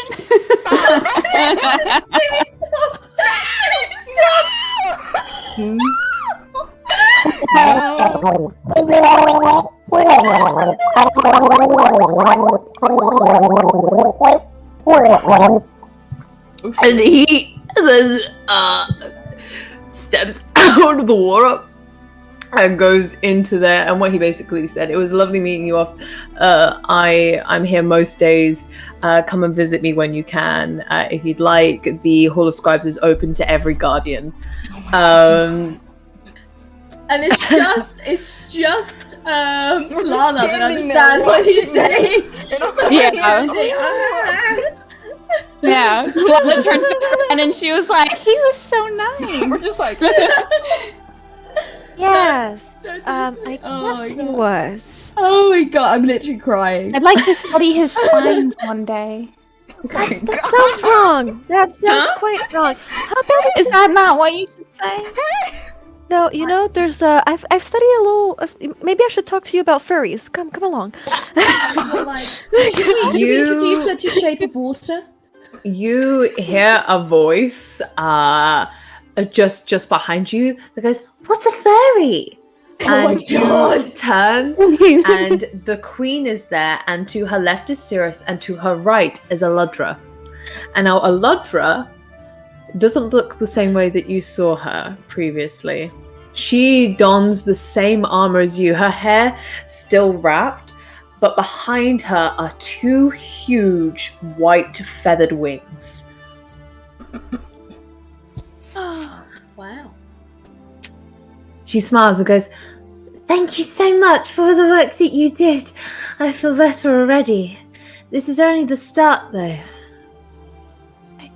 Oh, this was the trial period? Oh, Jesus Christ. I don't know what a trial period is. Is it like a trial? Like a death by trial? No death. No.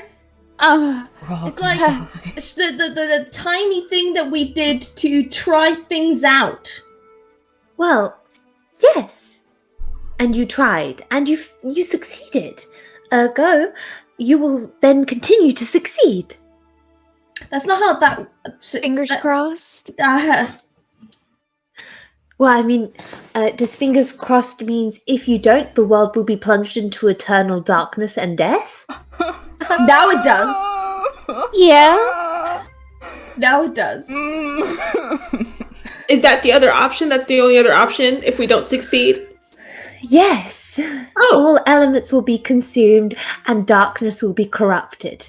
Oh, okay. Reese is crouched So we were onto the talking about the ground. schedule. He's just crouched onto the ground in his hands. So what's the schedule for this? Like, is this like Monday to schedule? Friday kind of thing? Oh, yeah. Is it like We're in 2 the middle hours of a the day? semester. Yeah, we The just started.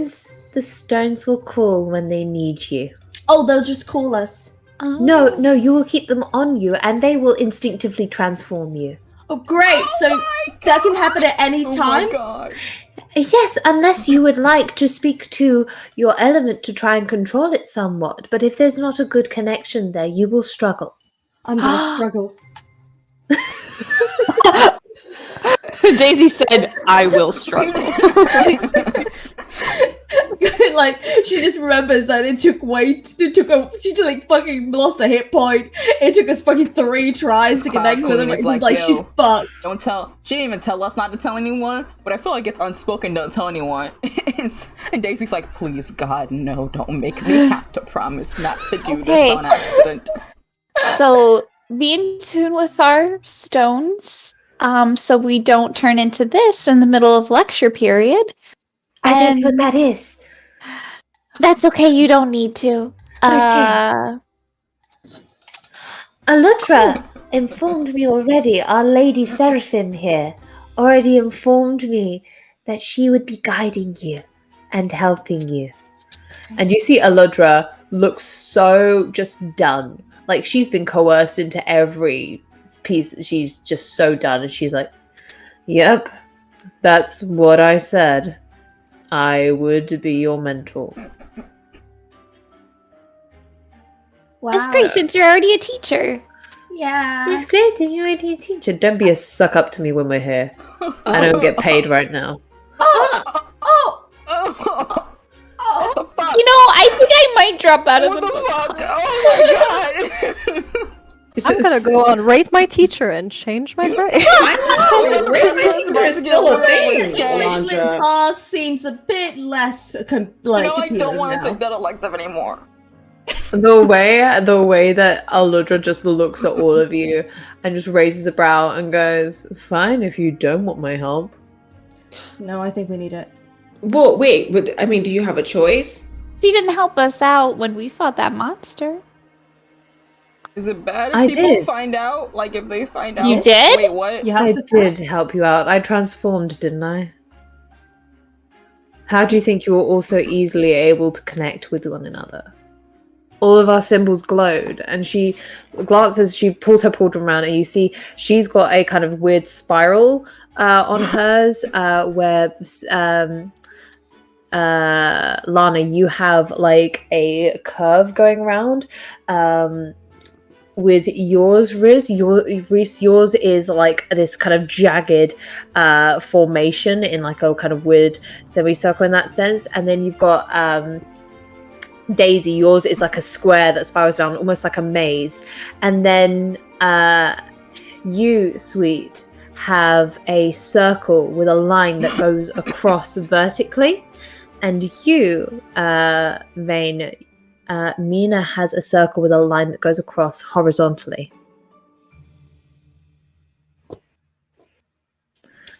But those are all glowing. Alejandra, just literally kind of looks at you and goes, ugh. And she kind of rubs gently on her gem, and she slowly, all of the magic kind of retracts from her, kind of dissipating into like glitter and stuff as it comes back into the gem, leaving her back in her regular clothes. And she tucks this necklace with an amethyst underneath it up there and just tucks it away out of sight. And you see that the glowing on your armor dims. Oh shit.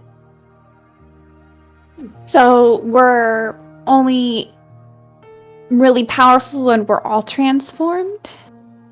It's something to do with friendship or something. I feel like you're not our friend at all. But okay. I feel like you actually hate us a little bit. We can work on that though. Do you like cacti? She's gonna just clench her fists and just walk away. Before she does, she says to Cyrus, if you could just send us all back as soon as possible, please. I'm gonna make her my she best walks friend. away. She's sitting there and she's like, I'm gonna make her my best friend. The Cloud Queen herself yawns like a huge stretch as you see that the moon has now risen to like the highest point in that sense, indicating it's close to about midnight, 1 a.m. And yawns and says, well, it's been lovely meeting you, Guardians, and remember, you always have a place up here. Should you wish to come visit the Cloud Kingdom, simply wish for it.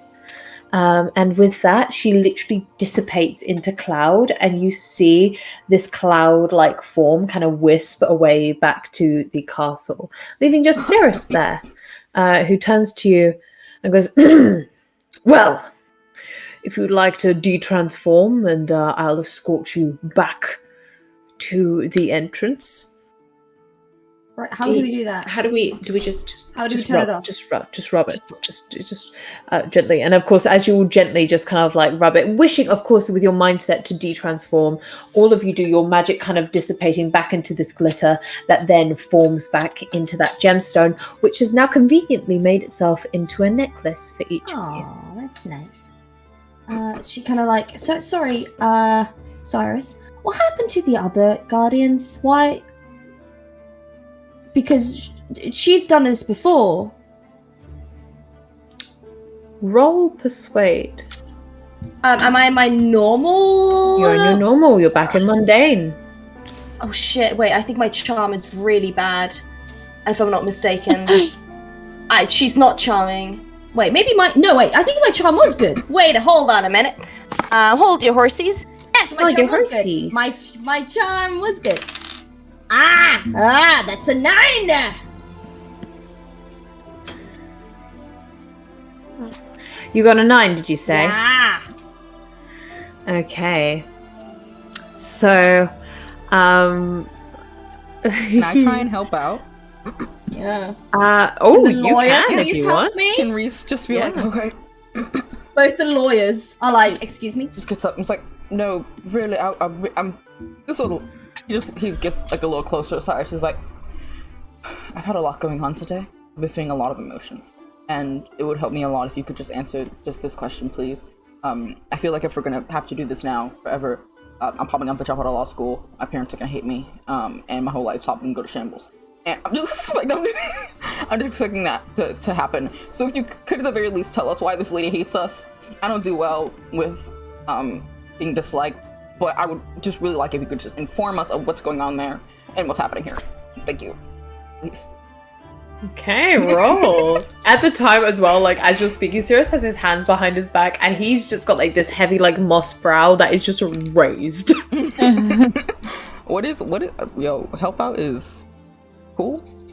Cool. Oh, my cool is so bad. I don't know. I thought this would be a good idea.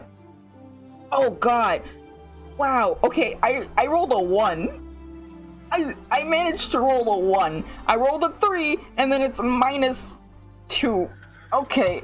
Remind me what happens when I fail? You Can I help make out? it worse for both of you. It just does not work out. It works out even worse than it would before. Cyrus you can tell is, me what's going on there, because I don't know what's going on with Reese anymore. Cyrus's raised brow arches He doesn't up even know higher. what law school And is. he takes a step forward and leans in uncomfortably close to Reese. And as Reese leans backwards, he leans in a bit further in that sense. And he says, "Do not make light of the burden placed on your shoulders. I understand it is not fair to cast this on you with no prior warning nor without your consent, but we have little choice in the matter ourselves. Your petty, frivolous lives mean nothing in the greater weight of it. We just told you the whole earth could die and all you care about is approval from some parental figures. They'll be dead if you don't do what you need to do. So why don't you think on that? And he's gonna glance over to Daisy and straighten up, and he kind of sniffs and goes, Aludra has her own reasons for dislike, though I doubt it's to do with any of you personally. It'd be selfish to think otherwise. No, I didn't think so. But know that the other guardians gave their lives for a deed more worthy than any guardians before their time. So they straight up died? The force field surrounding the Earth was made from their very essence. Oh shit! So They she witnessed her sacrificed best. So she witnessed all of her best friends just die. Straight up, just that would make anyone angry. Yep. He's gonna tight lip at that point. And you can sense from your role earlier, Hulda, that there was definitely more he could have said. Yeah. Fuck. Yeah, no, it's alright. That's my bad. Alright, keep your Sorry, I- secrets. Tried to help. Now I just got more trauma. With that, he Reese, like- walks away, after gesturing very sharply with his head, and you can sense this topic is very sore. And as he leads you back through the Cloud Kingdom, he takes you back to the entrance where Aludra is waiting. He then begins to basically swirl his hands, and you see this stalk come out like a beanstalk, a huge beanstalk that enwraps around the cloud that you're on, and slowly the cloud begins to form into an orb that consumes you all. And then when it compounds in, all of you open your eyes and you're awake in your rooms, in your bed. And the only sign that what happened here today was real is the necklace around your neck and the heavy burden on your chest. And that's where we'll end Elemental Night. Oh my god! Wow! Just know my goodness. Reese wakes up crying. He is sobbing. Yeah, Daisy Just just wakes up takes straight fucking crying. takes one of her plants and is just hugging it. And she's just you know what, Sunday can wait, and she just starts watering all of her plants and misting them and just cleaning them and just starts hyperventilating while eating crisps and just makes it comfort. Freaking Oh my Kate. God, that was so good though. Yeah! Oh, I love it, Reese. Okay. Great job, Reese. My goodness, Reese. Thank you. Round of You applause, did no, so double good. round of Thank applause you. because Ree made so much amazing stuff. Yes! From the intro to the art to all the things in such a short amount of time while also telling this story for us. Yeah.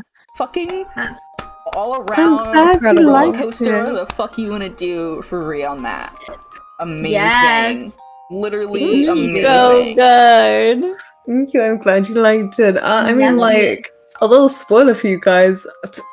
Art and Sweet were present. Did I make 2 different title cards? I think you did. Two What? entirely different Wow. ones. Almost like it was for sequels. Almost like That's crazy. for a story that can continue. I mean, I don't. Continuous story? what?